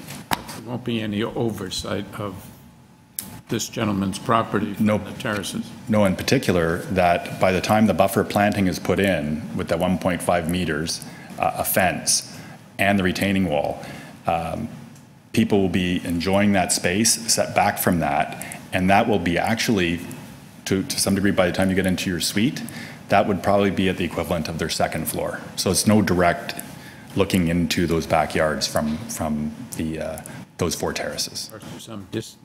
Yes, you're both distance and an intervening buffer. Right. Okay. Are there any further questions? No. We have a motion. I'm prepared to make a motion. First of all, thank you, Mr. Hunter, for a very good presentation, and it's nice to see St. Clair West being the old city limits of the City of Toronto and the old City of York, just sort of the forgotten, being the city limits of 2 cities. So it's nice to see these changes being made. I think you've made some sensitive changes from the previous Urban Core iteration, but it's more or less similar. So I would move approval subject to the conditions requested and agreed to by Councillor Mihevc, as well as the engineering conditions. I appreciate you say some of them are satisfied or redundant, but you can certainly work that out. And that would be my motion. All in favor? Have your approval. Thank you. Thank you very much.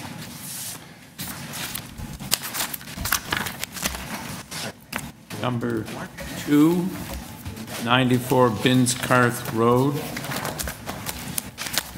Purpose of this application is to alter the existing 2.5-story dwelling by constructing a rear 2-story addition, 3 2- and 1-story additions at the west side and front parking pad.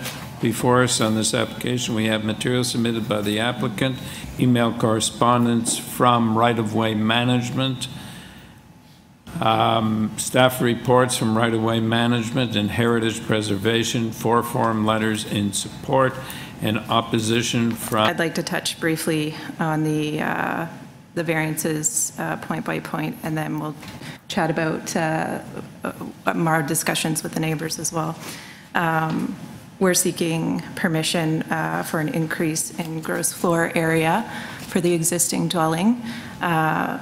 The existing dwelling is non-conforming in many shapes and sizes, so it does trigger other variances, and the lot itself is abnormal for the neighborhood in both its shape and its size. Bigger or smaller? Smaller. The lot itself is smaller, yes, and it's an odd shape as well, yes, on the bend of Binscarth. So for the first point here, I'm jumping down to zoning variance for the citywide bylaw, point number 2. We're not changing the overall length of the existing building. As you'll notice on the site plan, we're aligning an addition at the rear of the building, a 2-story addition with the existing back face, rear wall of the existing building. On to number 3, the gross floor area. That's correct. The length is an existing condition. Yeah, we're not. Space index, what is your current floor space index? 87% is the current. We are proposing, seeking a variance for an 8% increase, and that translates to 31.5 square meters or 338.7 square feet. And that's dispersed in pockets throughout the house. A family room at the rear and a mudroom at the front. The building height? The building height, we are not changing the height of the existing main roof. We're keeping the existing main roof. I believe we've triggered the height variance because we are altering a dormer at the back of the building. Existing dormer. It's an existing dormer that we're extending west. So the 11.3.03 is an existing height condition. That's correct. 11.03 is an existing height of the peak that's on the main roof of the house. Number 5, we are extending the roof that covers the main floor across the entire length of the building. So right now it covers where the bay window is, if you can see the front elevations. And we're extending that across the porch to cover the porch. Now it does extend past the porch 1 foot into the front yard, and that's where the variance has been triggered. However, it's 12 feet above grade. It will not obstruct walking or garbage bins or anything of that nature. So you're just providing for a covered front porch? It is covered with a flat roof right now. We're extending the pitched roof from the bay window across the full front of the building. I see. Yeah. So number 6, again, we're not changing parking. The parking is already in the front of the property. Transportation has no objection. They just require a simple application with no fee, so we're happy to do that. And the parking is located entirely on our private property. So, Ms. Elliott, could I just ask you to clarify, I think, which is the most important point here, perhaps the elephant in the room when we hear from the neighbors. You're currently at 0.87 times the area of the lot. Yes. Your FSI. Yeah. So, whereas in the letters they talk about, oh my God, they're going from 0.6 to 0.95, that's a 58% or 72% increase. In fact, I mean, that's my pet peeve, that this information we send out to residents should say the maximum permitted is X. the current is Y and what's proposed is Z, but it doesn't have that. So when people get these, and I've been doing this a long time, they go, oh my God, look what they're looking to do, not realizing that they're already way over. So from 0.87 to 0.95, how many square meters are we talking about? 30s, you said? 31.5. So this is the And again- 31.5 square meters. Yeah, we were aware that Over what you have now as opposed to what's permitted. We were aware that that would come out and there would be probably some misconceptions about Right. how that was going to be read. So we went around in late April with our own package clarifying those notes to all of the neighbors. That's when we started our coordination in April. All right. Thank you very much. Would you Hear like from to- the neighbors now? Would you like to hear, I know the Toronto zoning variances are pretty much Well, a they're pretty, reiteration. yeah. We don't Okay. No problem. version. Yeah. And Heritage also has no contention. We've worked with them for a few months now. Right. And they have a condition. They have a condition. You're Their fine with condition condition? is Pardon me? submit your drawings. They have a Yeah, condition. yeah. So, I mean, we'll need a heritage permit. It's part of the conservation district, even though it's not a rated structure. So, but they were happy for us to move through the committee of adjustment process with the design as it is. Thank you very much. We have a spokesperson for the neighbors?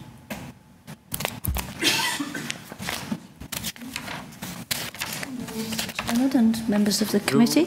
Could you speak into the mic so we can hear you? You're not holding a baby. No, thank goodness. One small problem resolved. However, my name is Angela Branston. I live at number 75 Binscoth Road. I'm 75? Yes. A long-time resident of the street that has the various types and styles and sizes of homes. They are all old. We've all had to renovate, and we've all had to adjust to different codes that have come along over the years. And I feel that this is actually exceeding what, in fact, has really been the norm. No one on the street has actually increased their square footage on the ground. This seems like nothing, but it needs 9 variances in order to create another 300 square feet. And what really is, I can't say what is adequate, but has been a family home with 4 or 5 people in it for many, many years. In empathy to our neighbours, what is happening is raising the height of this, flattening that, etc., etc. And at the back, it will all be one big block. Could you understand that most of these variances are existing variances only triggered because they want to do some alterations, and that triggers variances that are already existing. So what I see is that for the most part, all they're asking for is another 8 times, which is 31 square meters or so. Doesn't sound very much, but the impact that it's going to have. For instance, if you have, excuse me, a roof like that. Please explain the impact. What's the impact on you and, I guess, you're down the streets? On the other side, across the street, right? Well, yes, so the neighbor, most directly affected neighbor, yes, can speak to and the she impact. would actually, what do you feel is the impact on the neighborhood? I just feel that it's setting a precedent of increasing the size of the home when, we've never. Does anybody else do this now? Is this a beginning of a thin end of a wedge where everyone will start wanting a bit of this and a bit of that, and then that does make a significant change? Yeah. But this lady here... I have a question, because we're trying to understand not the numbers, but the actual physical impact. So you're concerned with the precedent of increasing the size of the house, and you've mentioned a number of times it's going to have a great impact. From what I can see, it doesn't really change much of the outside of the building. At the front, it does at the back. It doesn't change the really... Okay, so the street frontage is going to look the same. The street front is similar. Yeah, which is the facade that one would argue is precedent setting. If it was going up a floor or much wider or changing the style, then yes, that could be quite out of context. I'm trying to understand the context that you wish they would retain, and I don't see it. I wish they would retain the square footage of the house somehow by not increasing it. As it was pointed out, it is a very small lot. It's pie-shaped. And by building up at the back, it will have some serious ramifications for the properties on either side, which this lady could speak. Yes? So perhaps we could hear from her. Please. Thank you very much. Thank you. Hi, my name is Lisa Conway, and I'm at 96 Binsgarth. And we have been living in the home for 20 years. We just completed a renovation in December, and we did not request any variances. We didn't impede on the neighbors. We didn't extend the footprint, and we have 2 very small children as well who were born in the house. I'm not an architect. I know the applicant is an architect and has worked with the committee, but I did want to mention that I worked with the Rosedale ratepayers for 8 years. I was the first woman president. We worked hundreds of hours with the city and appreciate all your help. And I have to say the city has always respected the bylaws. And that is something that, you know, I would also submit today, and working with Kristen Montam and others. You know, is the variance minor? There's 9 variances here. I would submit that a bylaw amendment's more in order than a request for this. In terms of our own impact, if that roof is leveled off, it will impede our sunlight. It will impede our trees in our backyard. It will impede potentially the water runoff. I don't know. I'm not, as I say, I'm not an architect. Which roof are you talking about? Well, there's a dormer roof that is at the back. So our backyards, you know, looking up at their dormer roof right now, we do have gratefully a bit of sunshine that comes through because the roof is in a triangle formation, the dormer. Once that roof is extended out, and sorry, I must say, even from the street, I do believe you'll be able to see the back of this house now elevated. You know, all in an effort, I appreciate they want to gain more footage in the home and increase the value and price of the home. I get it, but just saying that's a commercial endeavor, and we will be subject to, you know, less light in our backyard and privacy and potentially the water runoff, potentially impact to the root system. I don't know. You know, but and in terms of the parking as well, there is a driveway that goes all along the other side of the home where the other neighbors are. And as I say, we've even spoken to their neighbors. They are not here to oppose it, but they are not for this as well. And I know that our prior neighbors, the former owner, sorry, used to park 2-3 cars there. Those 2 spots will be eliminated with those extensions off to the other side. So just so I can understand, your concern is, given that you're not, the bulk of the addition seems to be on the other side of the house, not That's correct. the side adjacent to you, but your concern is the, I guess, lifting up of the dormer on the 3rd floor, because it looks like there's already a roof dormer area there. It's just being raised slightly and extended out back slightly. Is that your concern? Well, yes, and I think it's a bit of a misnomer to say, well, the height's already here. Yeah, but it's in this fashion. It's not in this fashion, which is very different. So that's kind of like a play on, you know, play on words to say we're not extending the height. You are, just in various feet. So as I say, I think the city, I mean, the question I asked the city is this, you know, we do love renovation. We love, you know, young people coming in and renovating these homes that have been there. But I mean, we do have to respect the bylaws. And quite frankly, I don't want to start a trend. I know the applicant, we spoke with them outside, said, oh, the committee will support us if you use the reason of a precedent or a trend, but that will be the case. Once these dormers start getting raised and these roofs start getting raised, then, you know, everyone will want to do the same, because once their light and privacy is gone, you know, they will be requesting the same variances. So, you know, I would just submit that we have zoning bylaws for a reason, and the more we allow an encroachment and breaking the bylaws, then why do we have a plan at all? I agree, but that's why we have a committee of adjustment with thousands of applications in the city every year. Right. I have a question for you. So I'm looking back to your letter. You're telling us you were the past chair of the Rosedale ratepayers. That's correct. And we've heard the chair mention and we clarified that they're only adding 31 square meters, but yet you're right. We oppose the proposed changes in the residential gross floor area.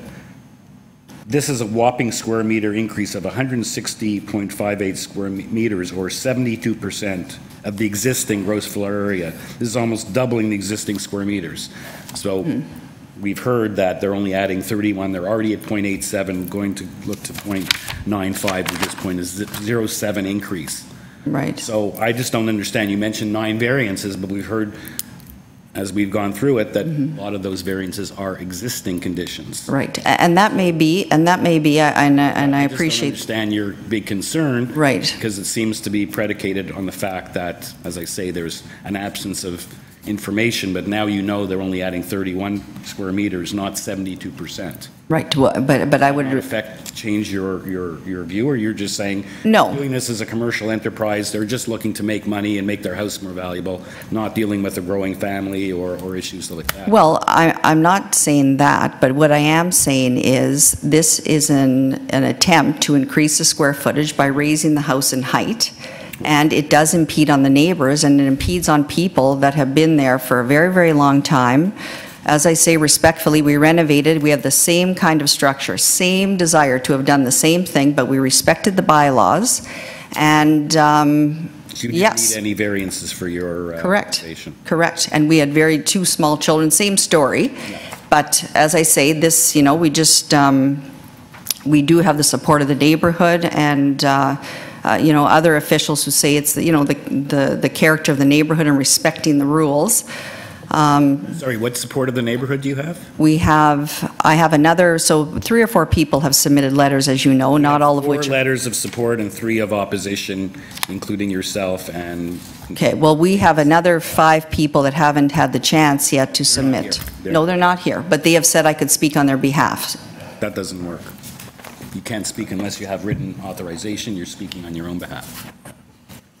Okay. So thank you, Ms. Conway. Okay, thank you. Ms. Elliott? As I understand it, the main concern seems to be the fact that you're increasing the size of your property, whereas other people didn't, and you're increasing the dormer. Perhaps you could tell us why you need to increase the dormer. We are increasing the dormer at the 3rd floor rear of the house. You won't be able to see it from the street level to accommodate some more square footage on the 3rd floor. That's where part of the gross floor area increase is going. We are happy to bring the dormer down to the existing height of the existing dormer. And again, the extension of the dormer is to the west, which is the opposite side of Lisa's property. We're sensitive to the fact that these renovations can be sensitive with neighbors. We have tried to sensitively eliminate some of the windows that have peered into Lisa's, directly into Lisa's and Chris's property on the east side, as well as on the west side to the Gobas property. And again, we've been working to try to find a common ground since April, but unfortunately we're at odds with the addition of the rear structure. Dormer mostly? I believe it's the flat roof at the rear also that, Lisa, if that's correct, that you have some concerns about, because it's a peaked roof currently, and she's concerned that the flat roof of which is the change in the roof line, may impact her light. Personally, I don't think it will impact her light substantially in her backyard. The existing peaked roof is close to her property, and the addition we are proposing is on the west side of the property, which is the opposite side of her property. Is that correct, that that's also your concern? So unfortunately, we are at odds regarding that roof line. You have a proposed 2-story addition at the back of west side. That's right. But that's it's adjacent to an existing portion of the house. That's correct. Flat roof, does it not? That the existing portion of the house has a pitched roof currently, and we're converting it to a flat roof. Oh, okay, so that wasn't clear. All right. So in fact, can you put this on, we're all talking Yeah, about this. exactly. Yeah. The height is already the height. This portion here, you're changing the pitch there, is that right? I just want to understand that lady's concern. Please. So while that's being done, did you indicate that you were prepared to lower the height of the dormer? Yeah, we offered up those sentiments to Lisa. Unfortunately, she didn't want to discuss. All right, thank you. One person speaking at a time. So what would you, so is it now 11.3 that you're asking for? No, it's below the existing roof line. Yeah, it's all below the existing roof line, and the existing dormer, we can just extend the roof directly across instead of raising it up. What we wanted to do was make sure we had 8 foot clear on the interior, and that was the purpose for raising up the dormer a little bit. So if you change the dormer height, yeah. First of all, that doesn't seem to be a variance here, am I correct? I think that's triggering the overall height variance. That's what Trevor Swan had communicated to me. I was a little confused as to why the height variance was triggered, but that was his. The variance number 3, the altered detached dwelling will have a height of 11.03 meters? Yeah, that's correct. You already have that. But you already have that. Yeah, it's existing. It's so all, it shouldn't affect, if you lower it, Correct. shouldn't affect this. Correct. Still need this. Correct. Okay, and does it trigger any other variances, space, floor space index, or anything else? The extension of the dormer is part and parcel to the gross floor area addition. So lowering the height of it isn't going to change gross floor. Correct. Correct. Okay. So, It's not lowering the all right, height. so That's right. That's not reflected in any variance then? No. Correct. All right. And the change is, just to clarify, at the present time, you have a pitched roof here? That's correct. And you're going to make it flat. That's correct. Yeah. Would you stand on the other side so we can see? In this area, it's pitched, and you're going to make it flat. And the dormer we're talking about is in here, That's right. in this area. That's right. And the second lady that was talking to us lives here. That's right.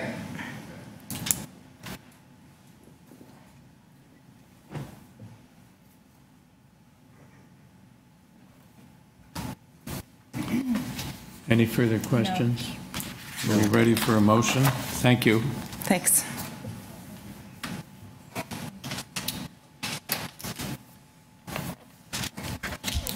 I'm prepared to make a motion for approval of the application subject to the Heritage Preservation Service condition.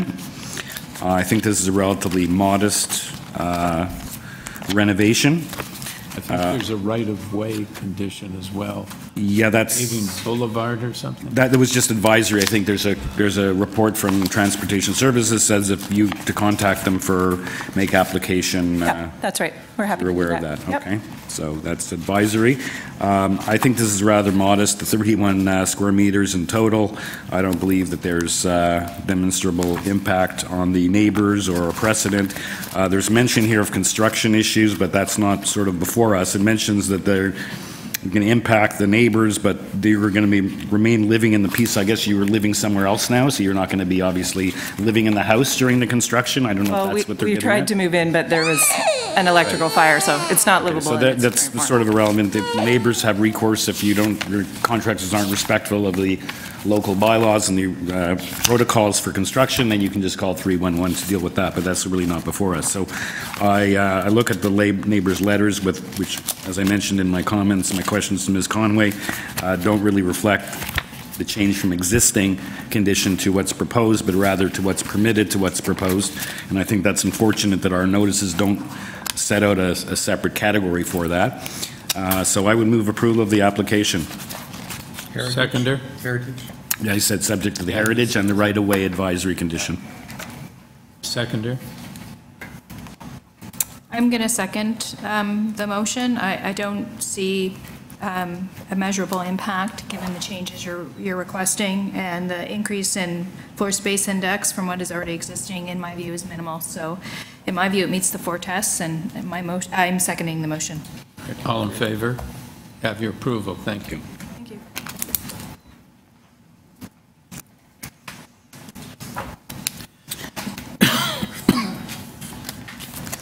Next, number 5, 115 Trinity Street.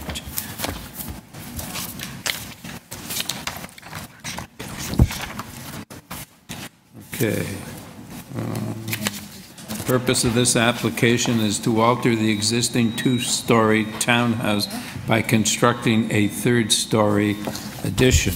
We have before us material submitted by the applicant, correspondence from planning, and a staff report from Heritage, opposition from 461 King Street East, 109, 111, and 127 Trinity Street.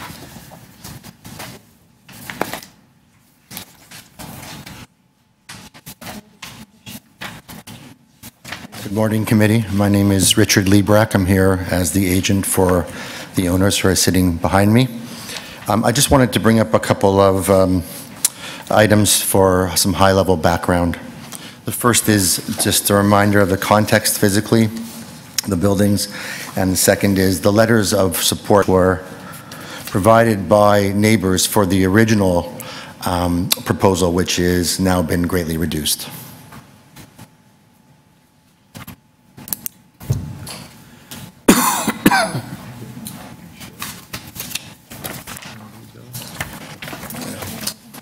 On the overhead. Mr. Liebrecht, could you just hang on while I... Oh, of course. Of course. So we're going to share how many? Yeah, we'll just pass them around. All right. Only one set here? Pardon me? One set? Yeah, yeah. So we have letters of support from 105, 113, 117, 119, and 121 Trinity Street. That's correct. For the previous application, which you say has been greatly reduced in this one, correct. The X's on the overhead represent those who are in opposition. The purpose of showing you that overhead is simply to underline that the neighbors who are directly impacted by this proposal are immediately adjacent to them, both north and south. And I just wanted to reiterate that they still carry their support for the new proposal. The adjacent neighbors, you say support? Yeah. Yes, okay. Yes. So I just wanted to provide a very, very high-level history of the application, which is that we were here back in May of 17, and at that time the decision was deferred 3 to 6 months so that Heritage could investigate the inclusion of the property on the city's heritage register. And at that time, there were neighbors who were concerned about the proposal, and this was the proposal, which I'm going to put up on the overhead too.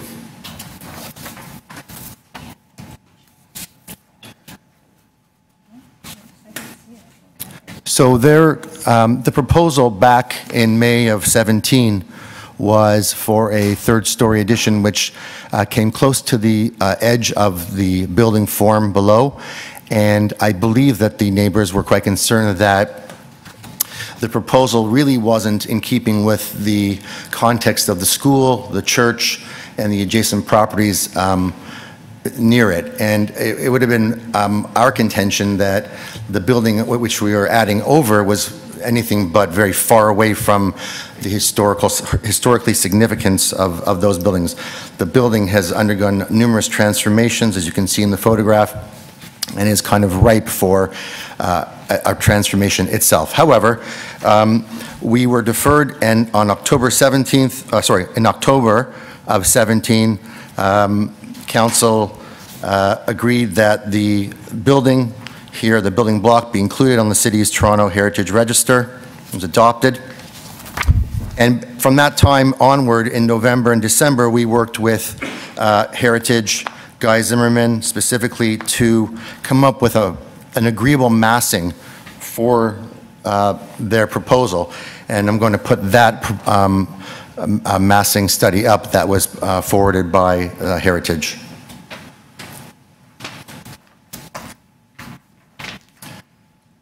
And so what Heritage had proposed and has proposed, and I believe is in support of or not in opposition to, is a building form which is set back from a foot back from the original ridge, which represents us going back 15 feet from the original proposal, and thus also represents a change to the variances we are seeking.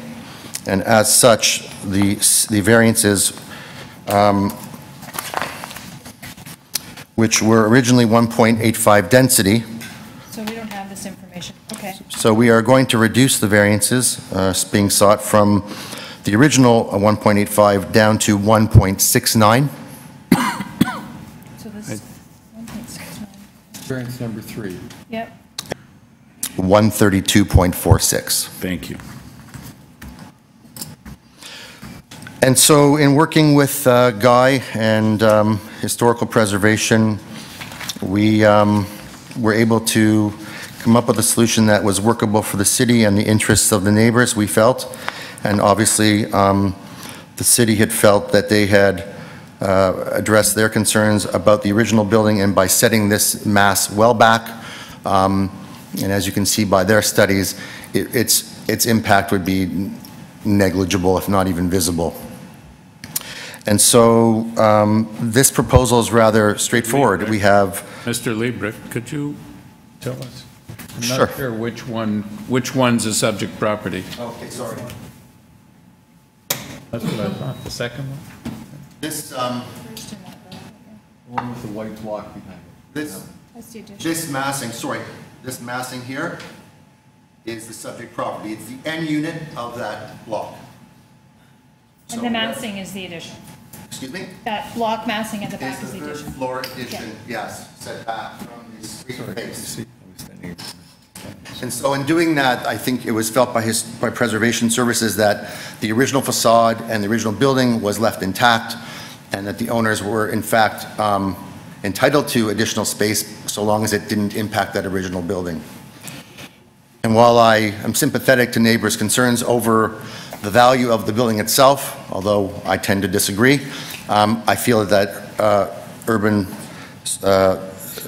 Heritage Services did a great job of listening to neighbors and addressing those concerns. And so we have, in a letter from them, the staff report recommending approval so long as we respect their study, and from the assistant planner, Robert Ursini, that he has no issues with the proposal either. And so at this time, I have nothing further to add to this presentation. There's a proposal from Heritage about third floor addition setback by 1 foot? Correct. Is that incorporated into your plans and the variances? Or is that? It will be. Is it a condition? A condition, yes. Yeah. Okay. So the drawings we have don't reflect that exactly. The drawings you have us set it back to the ridge line. Yes. But it's got to go back further. They want it 1 foot further back, yes. So these are off a bit, yeah. That's right. Does that change any of the variances? It would likely reduce the variances, but I don't know what that calculation is exactly today. But the one before you reduces the variances from the original 1.85 to 1.69. That's at the ridge and you have to go back. We still need to go, their condition for, during the permitting process is that we need to be still 1 foot back. So the numbers you just gave us are going Are higher than what we would need, yes. Not significantly, I No. suppose. Thank you, Mr. Liebrick. Can we have the neighbors?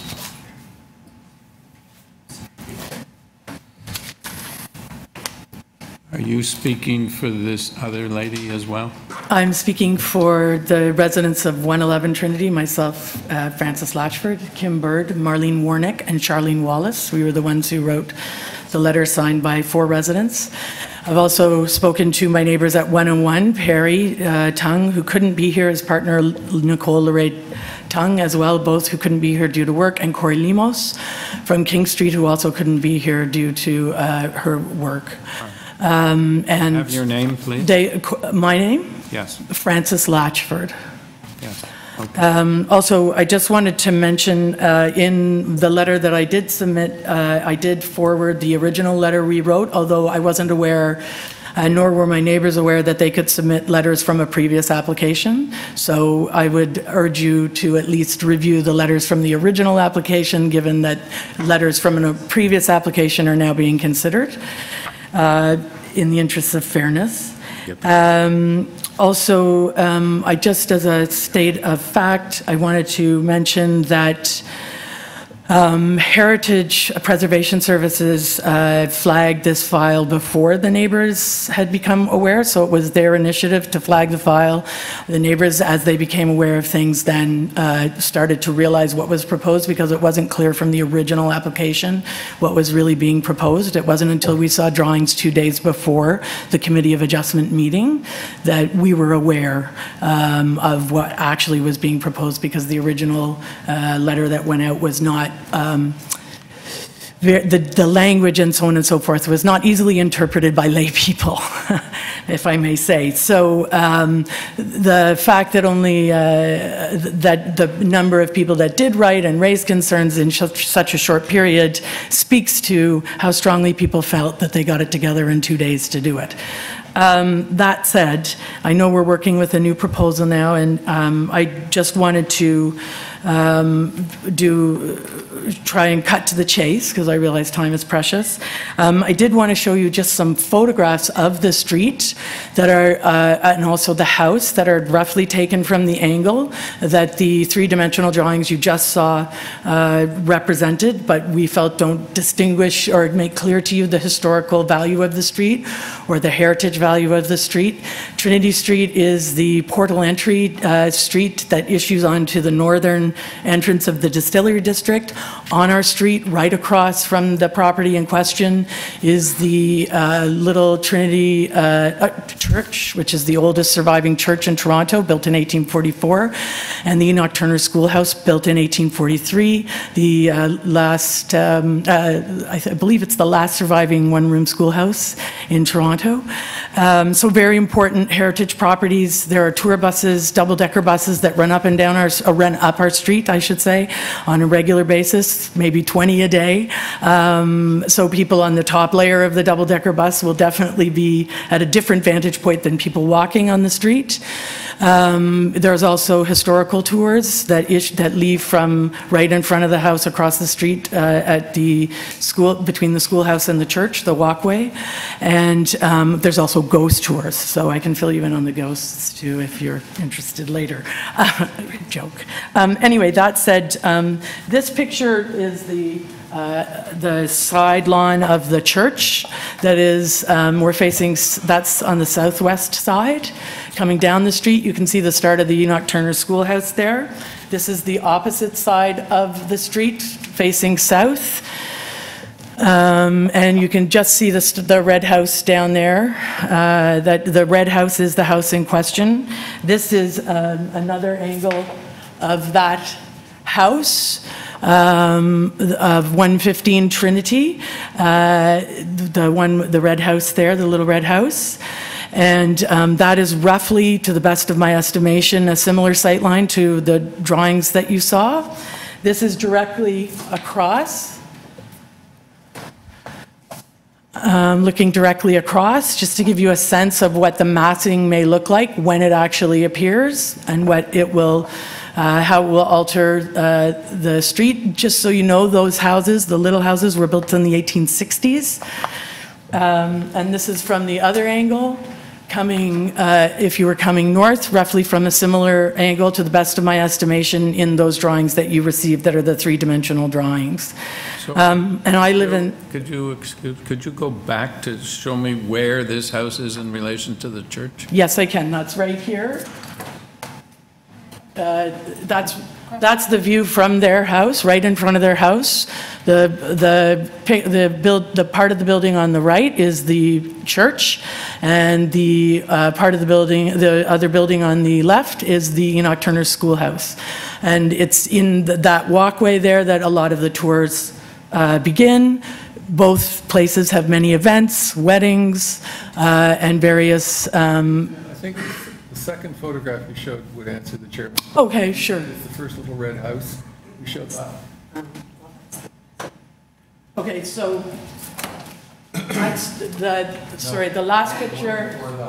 The last picture I showed you was taken before that. It shows the church on the right, and it shows just a little bit of red coloring on the left. Oh, I see. I'm sorry. Yeah. So, oh, sorry. Down. It's facing the wrong way. Yeah. Yeah. And it's right. So the picture that I took was standing from in front of the house to the two historic things. So anyway, the point of the pictures is just to demonstrate the feel of the street, the history of the street, the heritage value of the street, which none of us as neighbors felt was conveyed by the line drawings. Our concerns with the massing as proposed, even with the 1 foot setback, that wasn't evident in the previous drawing, but we were aware that Heritage Preservation Services was going to suggest a 1 foot setback, are that the addition will be visible from the street. It will be an interruption in the look of the street. It will also be a chink in the armor of heritage in the Corktown area in terms of setting a precedent for similar houses. As one of the oldest neighborhoods in the area that is under threat of a great amount of development at this time, many neighbors are concerned about the destruction of what is a valuable historical area, which increasingly are starting to disappear in Toronto. So our main concerns are threefold. One is we would like to see the setback be a bit further back. If it could go back 3 feet, we think that would significantly alter the impact on the sightlines. 3 feet instead of 1 foot? Instead of 1. And also the height of the massing is a concern because it comes up above the roof line. And also, if you look closely at the line drawings you were shown, you can see that the third floor, as it's proposed, is taller than any of the other floors in the house. So it's our sense that it wouldn't need to be that high in order to accommodate, a good-sized room where you're not hitting your head on the rafters. So we're concerned about the height over and above the roof line. So if that could be brought down somewhat, we would be very appreciative and amenable to that. Did you have these discussions with Mr. Liebrick outside? Unfortunately, our neighbors haven't been willing to talk to us about it. So, was Mr. Liebrick talking to you? I'm sorry, the architect? Yes. No, he's never spoken to us or made a gesture to talk to us. All right.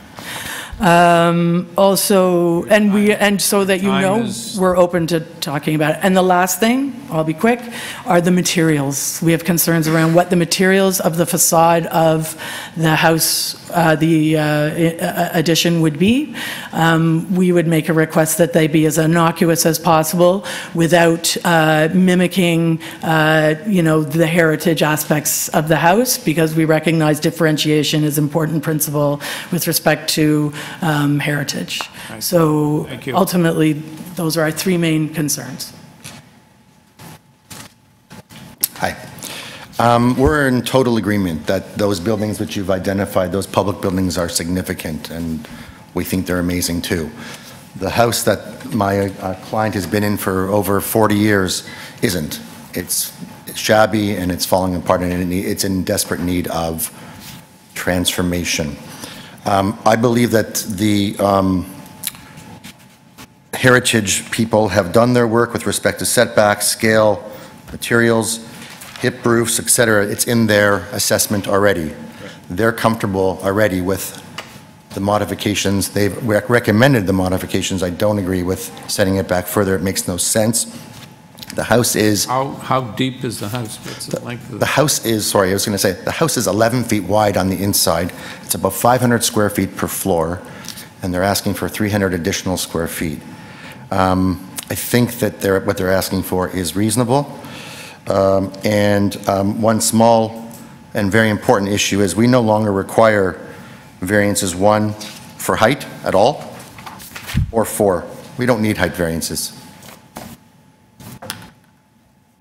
And then furthermore, variance 2 would be reduce the height of all exterior main walls would be 10 meters, not 11.75 meters. Just a minute. So, Mr. Liebrick, we're eliminating number 1 under the new bylaw? And number 4. We don't have. We don't have. Under the old bylaw. Under the old Under the bylaw, old yeah. bylaw. Right. Okay.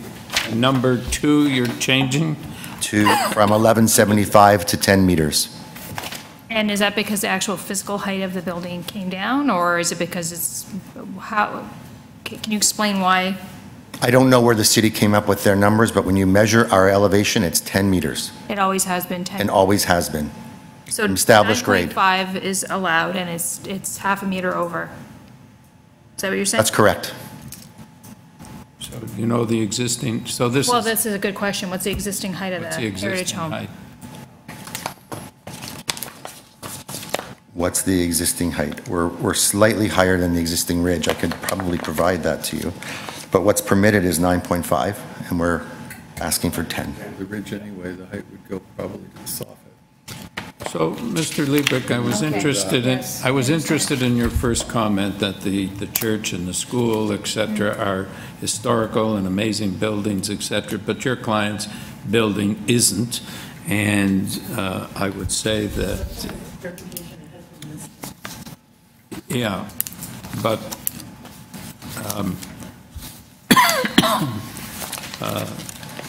it doesn't, I mean, aside from the fact it's old, does it have any architectural value? Well, the city seems to feel it does, and we respect that. They've identified it and put it on their roster, but they're also supporting an addition, which is set back and doesn't have any effect on the architecture that they feel is important. So I fully believe that what we're doing is respecting what they're asking for, and would respectfully ask for your support on this small addition. So are you doing interior renovations as well? We're probably going to move some things around inside too, just minor things, yes, to accommodate a stair to come up to the 3rd level. It's extremely small. It's like 11 feet wide at the front and I think 9 feet at the back. I mean, it's extremely small. And they have 2 kids and they want to accommodate their growing family. Is it a shallow, it's a shallow lot, I assume. So is there anywhere else to put an addition, or is this? No, the only thing? no, it's just the 3rd floor.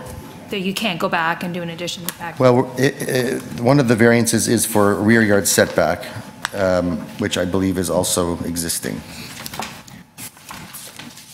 So if we look at the site plan. So there's really no space in the back to put. There's nowhere to. 2-story addition or something like that? Like No, we want. You're asking for a variance for the existing condition for the separate. It's triggered by the application, yes. Does anybody have any further questions? So, Mr. Liebrick, do you agree to the heritage condition about the 1 foot? Yes. Okay, so my condition is, we've heard the neighbors' concern. We know this is a heritage district and it's a very important. We have tour buses and we have these sensitive heritage buildings, as is this building. Heritage seems to be fine with, provided their wishes are respected, they seem to be okay with this. And again, they'll continue to work with the applicant in concert concerning the heritage attributes, so you're still going to have to get a heritage approval on this as well. Correct. Okay.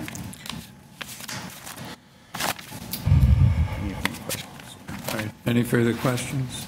Do we have a motion?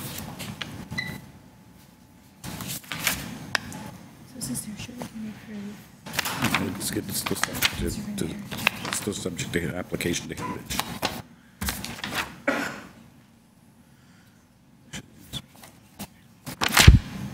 Anyway, if no one else wants to weigh in. So as amended, Yeah. it still will be changed, it'll still change Yes. after, if the heritage condition is opposed. Well, heritage will have, in terms of dealing with materials and other issues. Yeah, we understand that they have concerns and we need to work with them on that to make sure they're satisfied. Okay. So if The setbacks will generate. we were, Mr. Chair, there's someone asking to speak, but I believe we're in committee now, or? Yes. Who is that gentleman? I'm a neighbor of the applicants. Are you opposed? No, I'm not. I'm in support of the applicants. Okay. Is that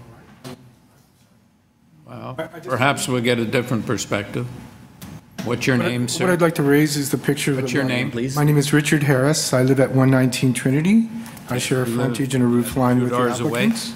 I beg your pardon? 2 doors away from... That's correct, yes. 2 doors north of the applicants. Right. So the pictures that were shown are somewhat incomplete.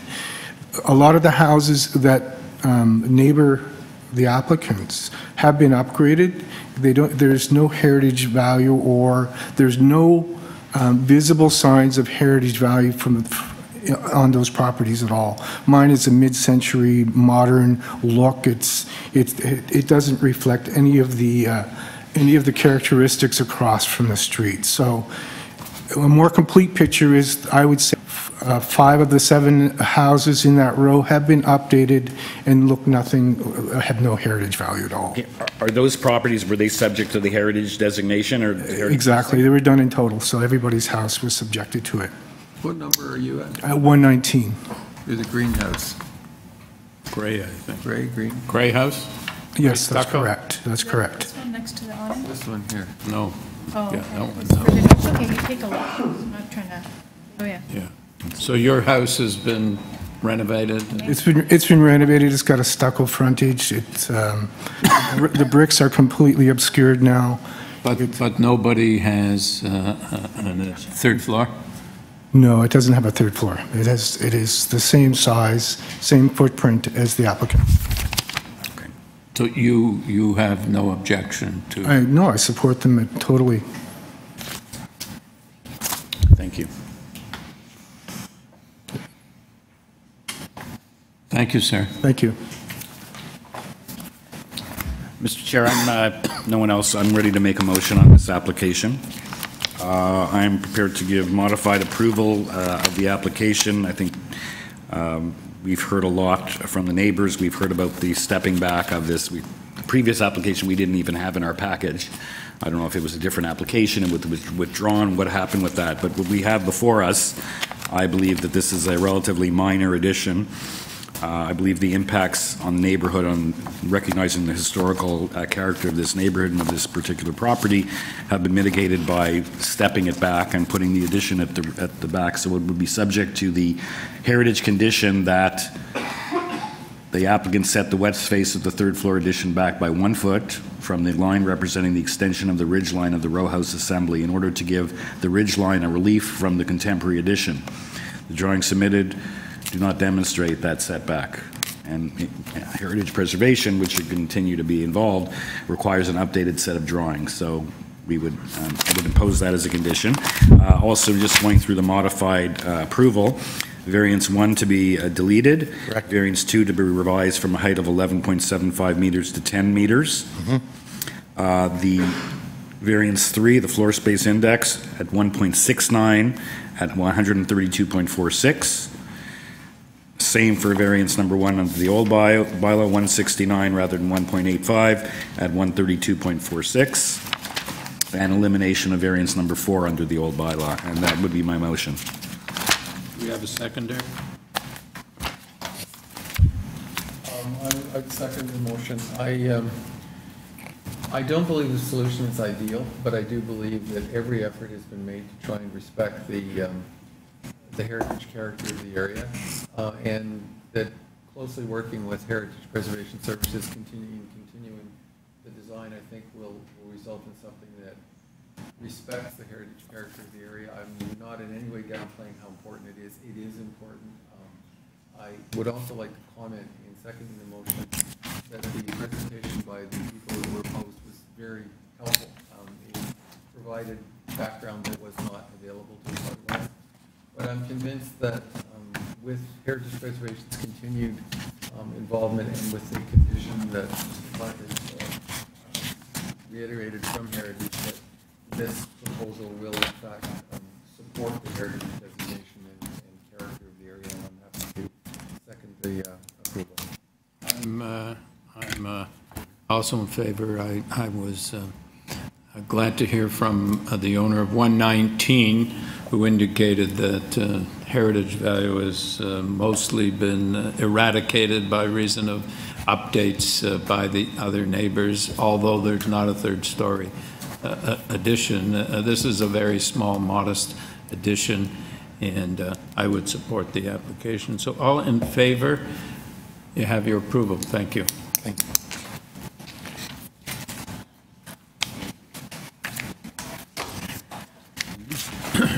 Number 11, 42 Davies Crescent.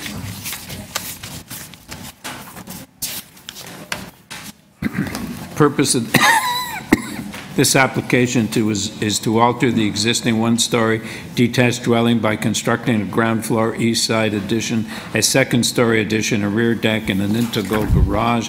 We have before us material submitted by the applicant. We have correspondence from Conservation Authority and Urban Forestry. We have opposition, 4 letters of opposition from Davies Crescent neighbors. Do we have the opposition sitting on the front row, please? You attract a large crowd, sir.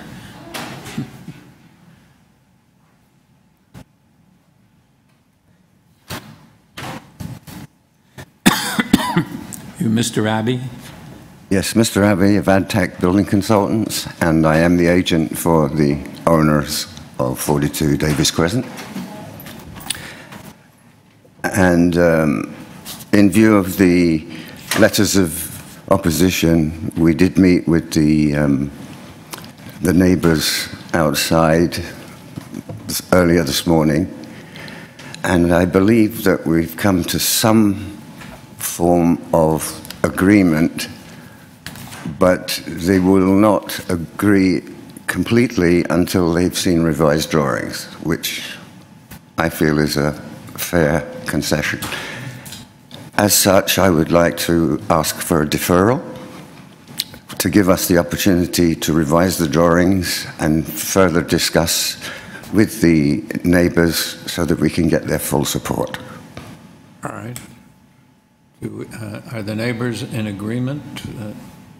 Yes. Yes. Would you come forward to the podium? Just give us your name. And you are speaking on behalf of all the neighbors? I have been designated, yes. My name's Carla Kelman. I live at 40 Davies Crescent. That is the agreement that we reached earlier today, that we would like to see a full set of drawings of any revisions that have been discussed and agreed to before going forward. Thank you. Do we have a motion?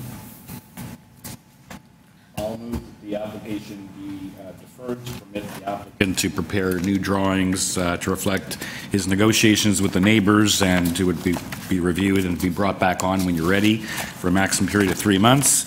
And for the, I guess there has to be a recirculation of the notice, and the applicant to be responsible for the posting for that. And I would recommend the application be deferred for that purpose. Seconder? All in favor? You have your deferral. Thank you very much. Thank you, committee. Thank you. And thank you, neighbors. Thank you. Number 14, 641 Huron Street. Purpose of this application is to alter the existing 3-story detached dwelling by enlarging the front entrance stairs and by constructing rear stairs and a rear detached garage. We have before us on this application material submitted by the applicant, a report from Urban Forestry, correspondence and concern from 637 Huron Street, and opposition from 657 Huron Street.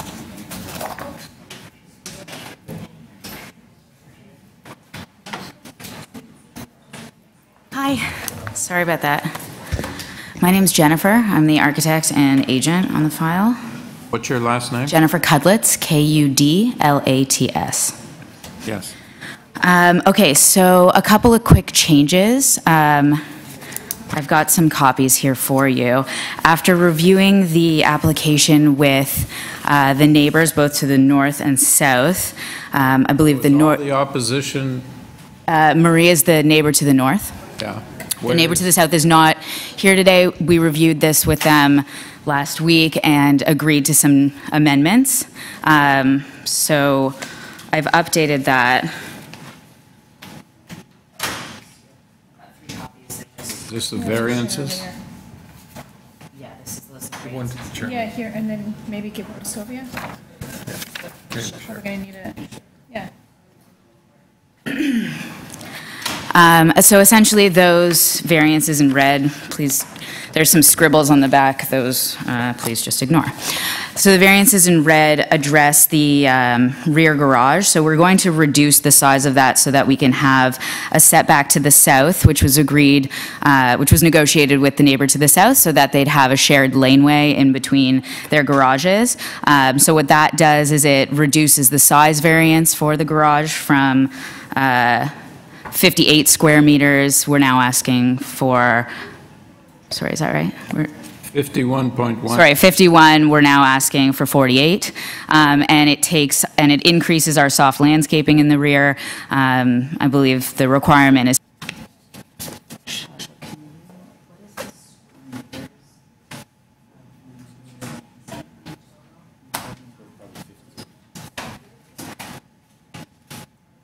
good guess. It's probably about 58 square meters. Yeah, I was going to say 57, you're not close.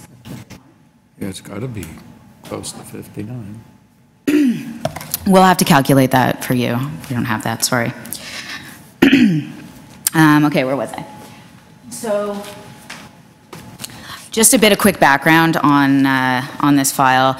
There's an interior renovation that's been going on, started in January, that we've got permits for, and then we broke the project out into interior and exterior because the exterior work for the garage and the soft landscaping and the stairs at the front were going to trigger committee. So we've been proceeding with a contractor on the interior work, which looks great and is finished, and now we're here.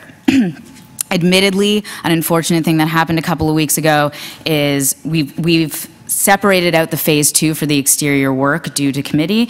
The contractor formed up the stairs in the front of the house. So in transparency, the stairs as per the drawing are formed up and were poured in concrete. We immediately put a halt to that. So right now there are concrete stairs there that are pending approval, and understandably very upsetting to our neighbor to the north. Like I said, we've halted that construction and we will make the appropriate changes based on approval of the application. Impacted by variance number 5? That is impacted by variance number 5. I think I gave away mine. So, variance number 5. Front yard landscaping. Yes, the front yard landscaping, exterior stairs providing pedestrian access, as well, number 4. And number 3? And number 3, yeah. So those 3 that pertain to the front. We do believe that so we are asking for 51% soft landscaping in the front instead of 75. I've got a map. Can you put that map up? We've mapped approvals in. It's 51.3 or 51? 51.3% of soft landscaping. The requirement is 75. So we've mapped out projects in this area that have similar or greater than approvals with respect to soft landscaping. So the soft landscaping, 69 Huron, which is our neighbor directly to the south, has considerably less than 75. 812 Euclid, which is marked on this map in the same ward, has 20.32% and was approved January 18th of 2017. 620 Clinton was a 75% requirement and was approved in 2017 as well for 32.3%. So we do believe that we are in keeping with the neighborhood. And then the increase of the stairs from 2 meters to 2.8 meters was in an effort to take the existing portico and entry that was existing when the clients bought the house, and we just wanted to take the staircase and align with the portico in a hopes that this would make it easier to carry a stroller up and down the stairs and just have a bit more space there. But the size of the portico is existing, so we are just looking to expand the staircase.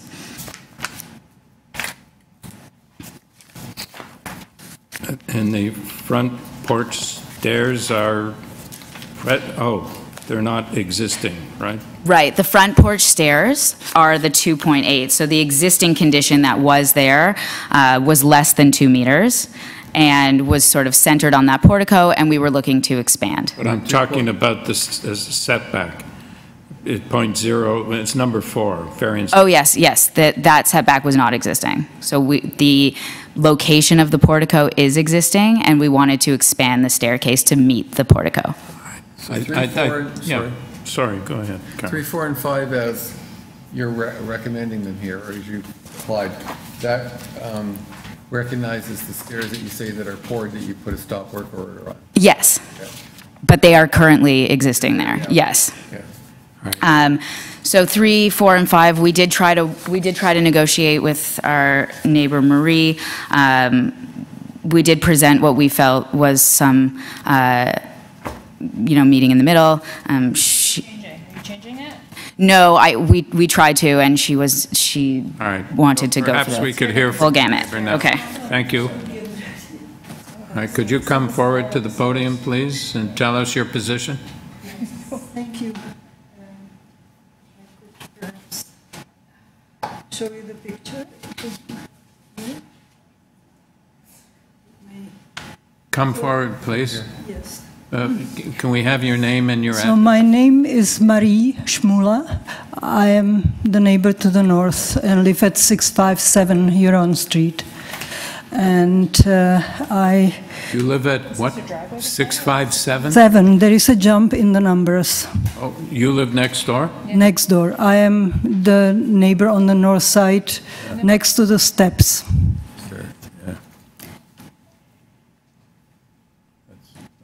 So those are the steps?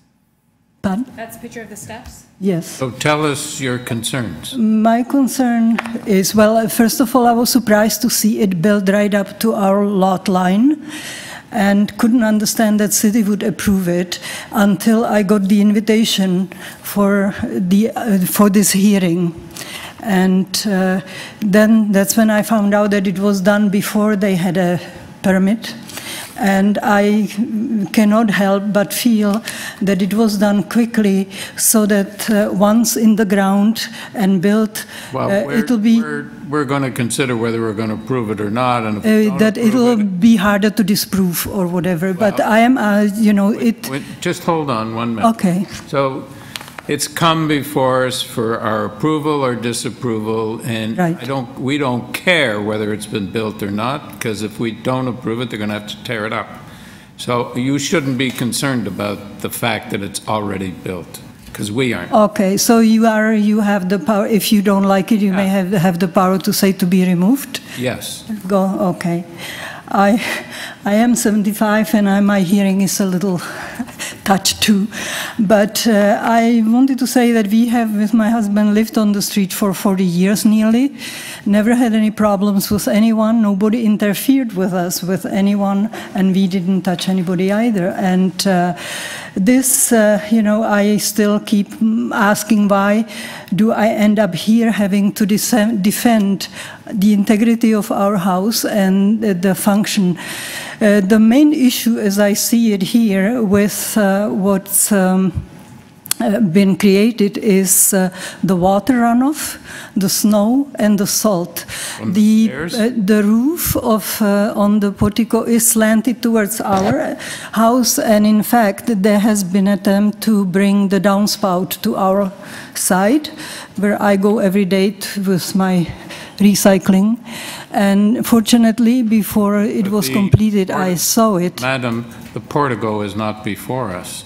It's already there, it's existing, they're not asking for any variances. What is it? Variances they're asking for. I'm talking about the issue of water runoff that this will create. What will create the water runoff? The roof that has been built already runs down to us, and the stairs are built slanting toward on our lot, and so is the pavement that goes down. And we are under the impression or belief that there is this bylaw, which is why they are applying for a variance, which protects everybody, and that we do not need to be, after all this time, that we have to defend ourselves for being then and not interfering with anyone. And this gets imposed on us without question. Nobody sent anything to us about it. Is your property line the line right beside the stairs? Yes, the property. Yes, yes, that's where the property line goes with the wall. And they don't have any space, and instead of leaving the buffer of 60 centimeters, there is a 0 in the asking for the variance. And there is no space for and soft landscaping at all for some of the runoff to be absorbed. So the portico is on the property line already? Well, the portico itself actually is maybe some 2-3 inches set off, but the stairs have come right to the property line, and Not like a driveway, there's a... no, it's not a driveway, even though it looks like one at the moment, but and you could park a car there. Pardon? Porch. But it's not near You know how the... the picture's showing us your house? It looks like... Oh, I was not so vain. And just to see how Oh, it that's a relates rubber- to the Our house, property. you can- Because basically, they're allowed to have a 2-meter wide walkway, and they're to 2.81. So it's a we have, walkway it's and an a extra, porch. almost less than 3 feet wider than it should be, I guess. Almost like 3/4 of a meter. Oh, there it is. Yeah, there is. Let's have a look at that. Well, unless it's the porch, her porch is close like that. There. So there is something And her between. argument is if you Is there didn't hedges do there? the variances, those. So that's the previous Carl said that. arrangement. So which one's your house? This one. Our house is to the north. Is this your house? Yes. So, and there's Yeah, so I think that distance between your house and there is.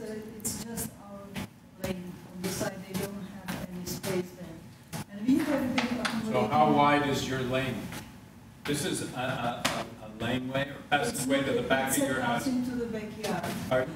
It's we have our house, our property goes right up to the wall of the neighboring house, and then straight down to the street. Yeah, but there's a laneway between your houses? Yes, Or a passageway to your yes, backyard? and that's all our lane. Is that concrete? It's has about. Yeah, it shows on the survey as a concrete walkway. Yeah. Okay. It's hard to read, but. All right, thank you. Yes. Okay.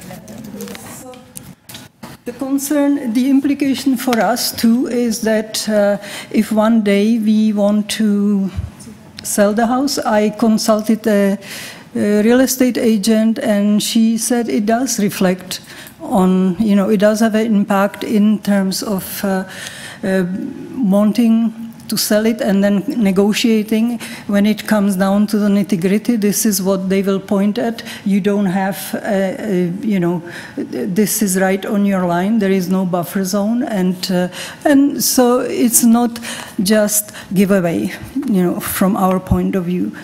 And I would want to ask the committee to consider this and I would like to have the 60 centimeter buffer zone, the bylaw upheld for us. It's 0.81 meters difference. They could make the stairs 2 meters. They're within the bylaw.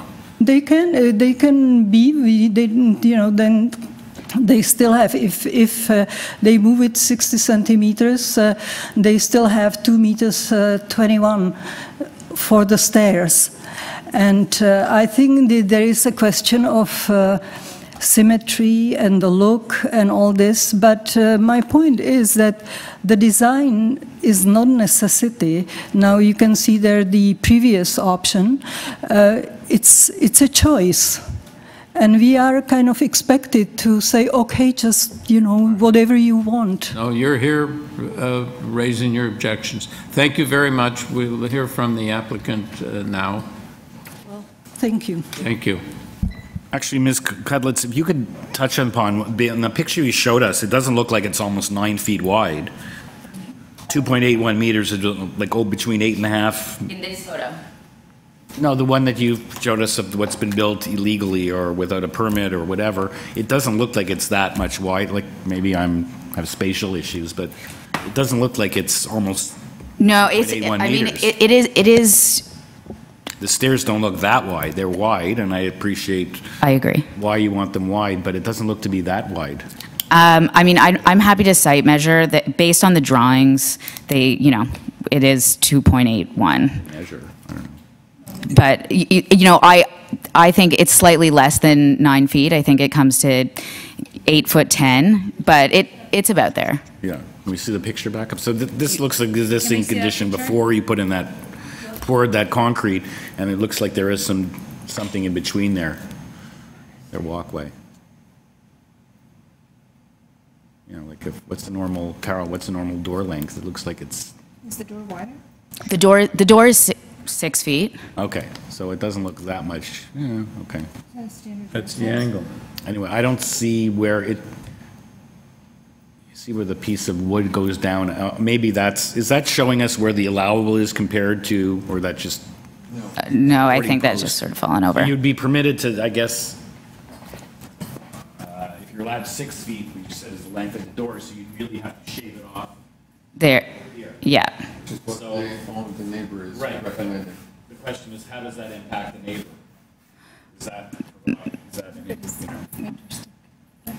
So the neighbor said something about the stairs slanting towards their property with the water running on their property. I mean, first of all, we stopped construction because this was done without being legitimate. So once construction is complete, we don't intend to have slanted stairs for any reason, especially the safety of the homeowner. So, I can't really speak to that. I don't believe that there's going to be, drainage in that direction. My clients were willing to, say that they are willing to have a 1% slope on the stairs in the other direction just to ensure that water runoff happens to the south. So, they will do that. All right. So are you, as your client, prepared to reduce the size of the stairs somewhat, even if you don't get to the 2 meters? Like you're 2.81, so is there somewhere in between the 2.81 and the 2 that could accommodate bringing strollers up and still give the neighbor some satisfaction that she's been. Our preference is because the landing is existing. So in order to run a railing in a straight line, it's a clean aesthetic. Once we start jogging a little bit on both sides, it's not ideal. This is here? The landing? The landing is existing, correct. And that it extends to the side of the house, correct. So this wood is blocking the end of this? Correct. It lines up with the stairs, you're saying? Yes. On both sides? Correct. Well, actually, it looks like the stairs extend a little bit. It is perfectly aligned on both sides, or it will be when we're done. Yeah. If my contractor wants to work with us again. So that landing and your client's porch or portico, as you call it, already on the lot line. Exactly, and the house is at a 0 lot line as an existing condition. Yeah, the whole house, all the way back. Most of it jogs back at the very back. Yeah. And it's been there, I assume, for 125 years. Correct. Okay. We have done our due diligence with respect to other houses in the area that do have similar variance approvals, and we don't feel that we are looking to set an inappropriate precedent in the city. We do feel that this is appropriate. However, I have sympathy with your neighbor. It sounds as though this is a sloppy pour, and it sounds as though it's not straight. And it sounds as though, from her perspective, she's going to have runoff onto her property. I would be here complaining as well if that were my condition. And you can't verify that the stairs have been properly poured. You've just basically said they will be. But so what we have today is probably concerns generated by some pretty poor workmanship. I think your particular offer of a 1% slope to ensure that all drainage goes in the opposite direction is a reasonable alternative. But I do think that in fairness to your neighbor, she seems to know more than you do about the quality of the pour, and the pour seems to be a bad pour.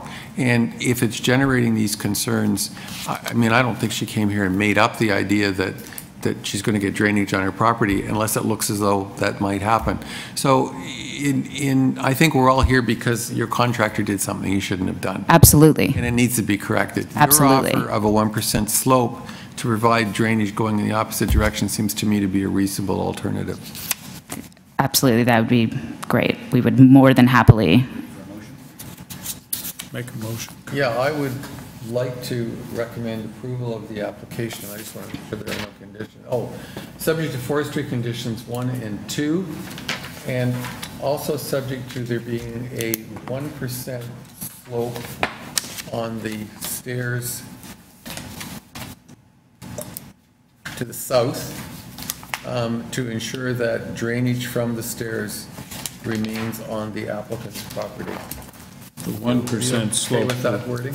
Absolutely, yes. 1% slope to the south. To the south. Right. Of the stairs, sorry, to the south, to ensure that drainage or runoff from the stairs is retained on the applicant's property. And then there's also, I guess, the revised variances. Walk through the revised variances at 49%. We're in committee now, ma'am. We And can't you were going to comment. give us some additional numbers for. Yes, I was going to give you what the percentage in meters squared. Can I email that into you once we get back to the studio? We need it today. Okay. Can I just make a phone call at the office? Yes. Okay. Okay, so you have to go. We have the percentage, though, at 49%, right? So do we need to go through them all? The variance It's number shown on- 1 is 49%. Are we going to change the square meters? Yes, but we need that. We need it. Okay. And variance number 2 is 48 meters squared. Yeah. And that's it. Yeah. That's it.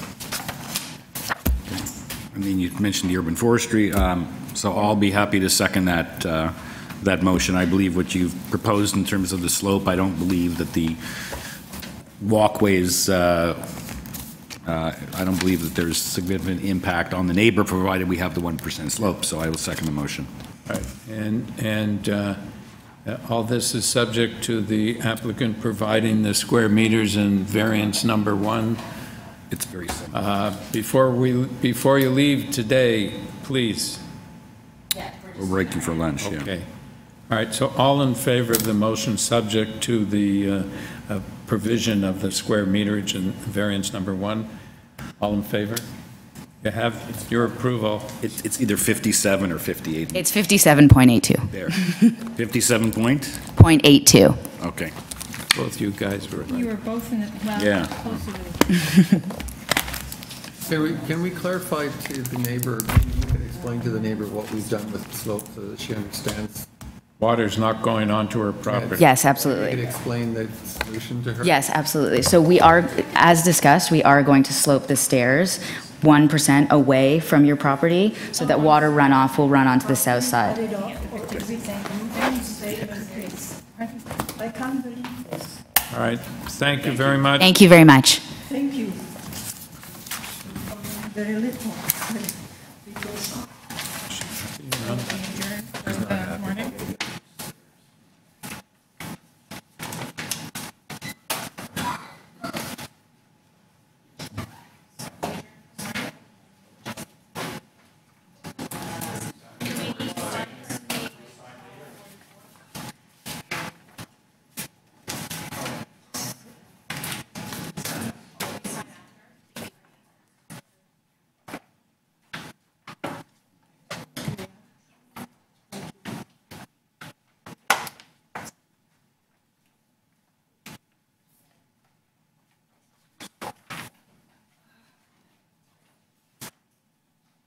So excuse me, I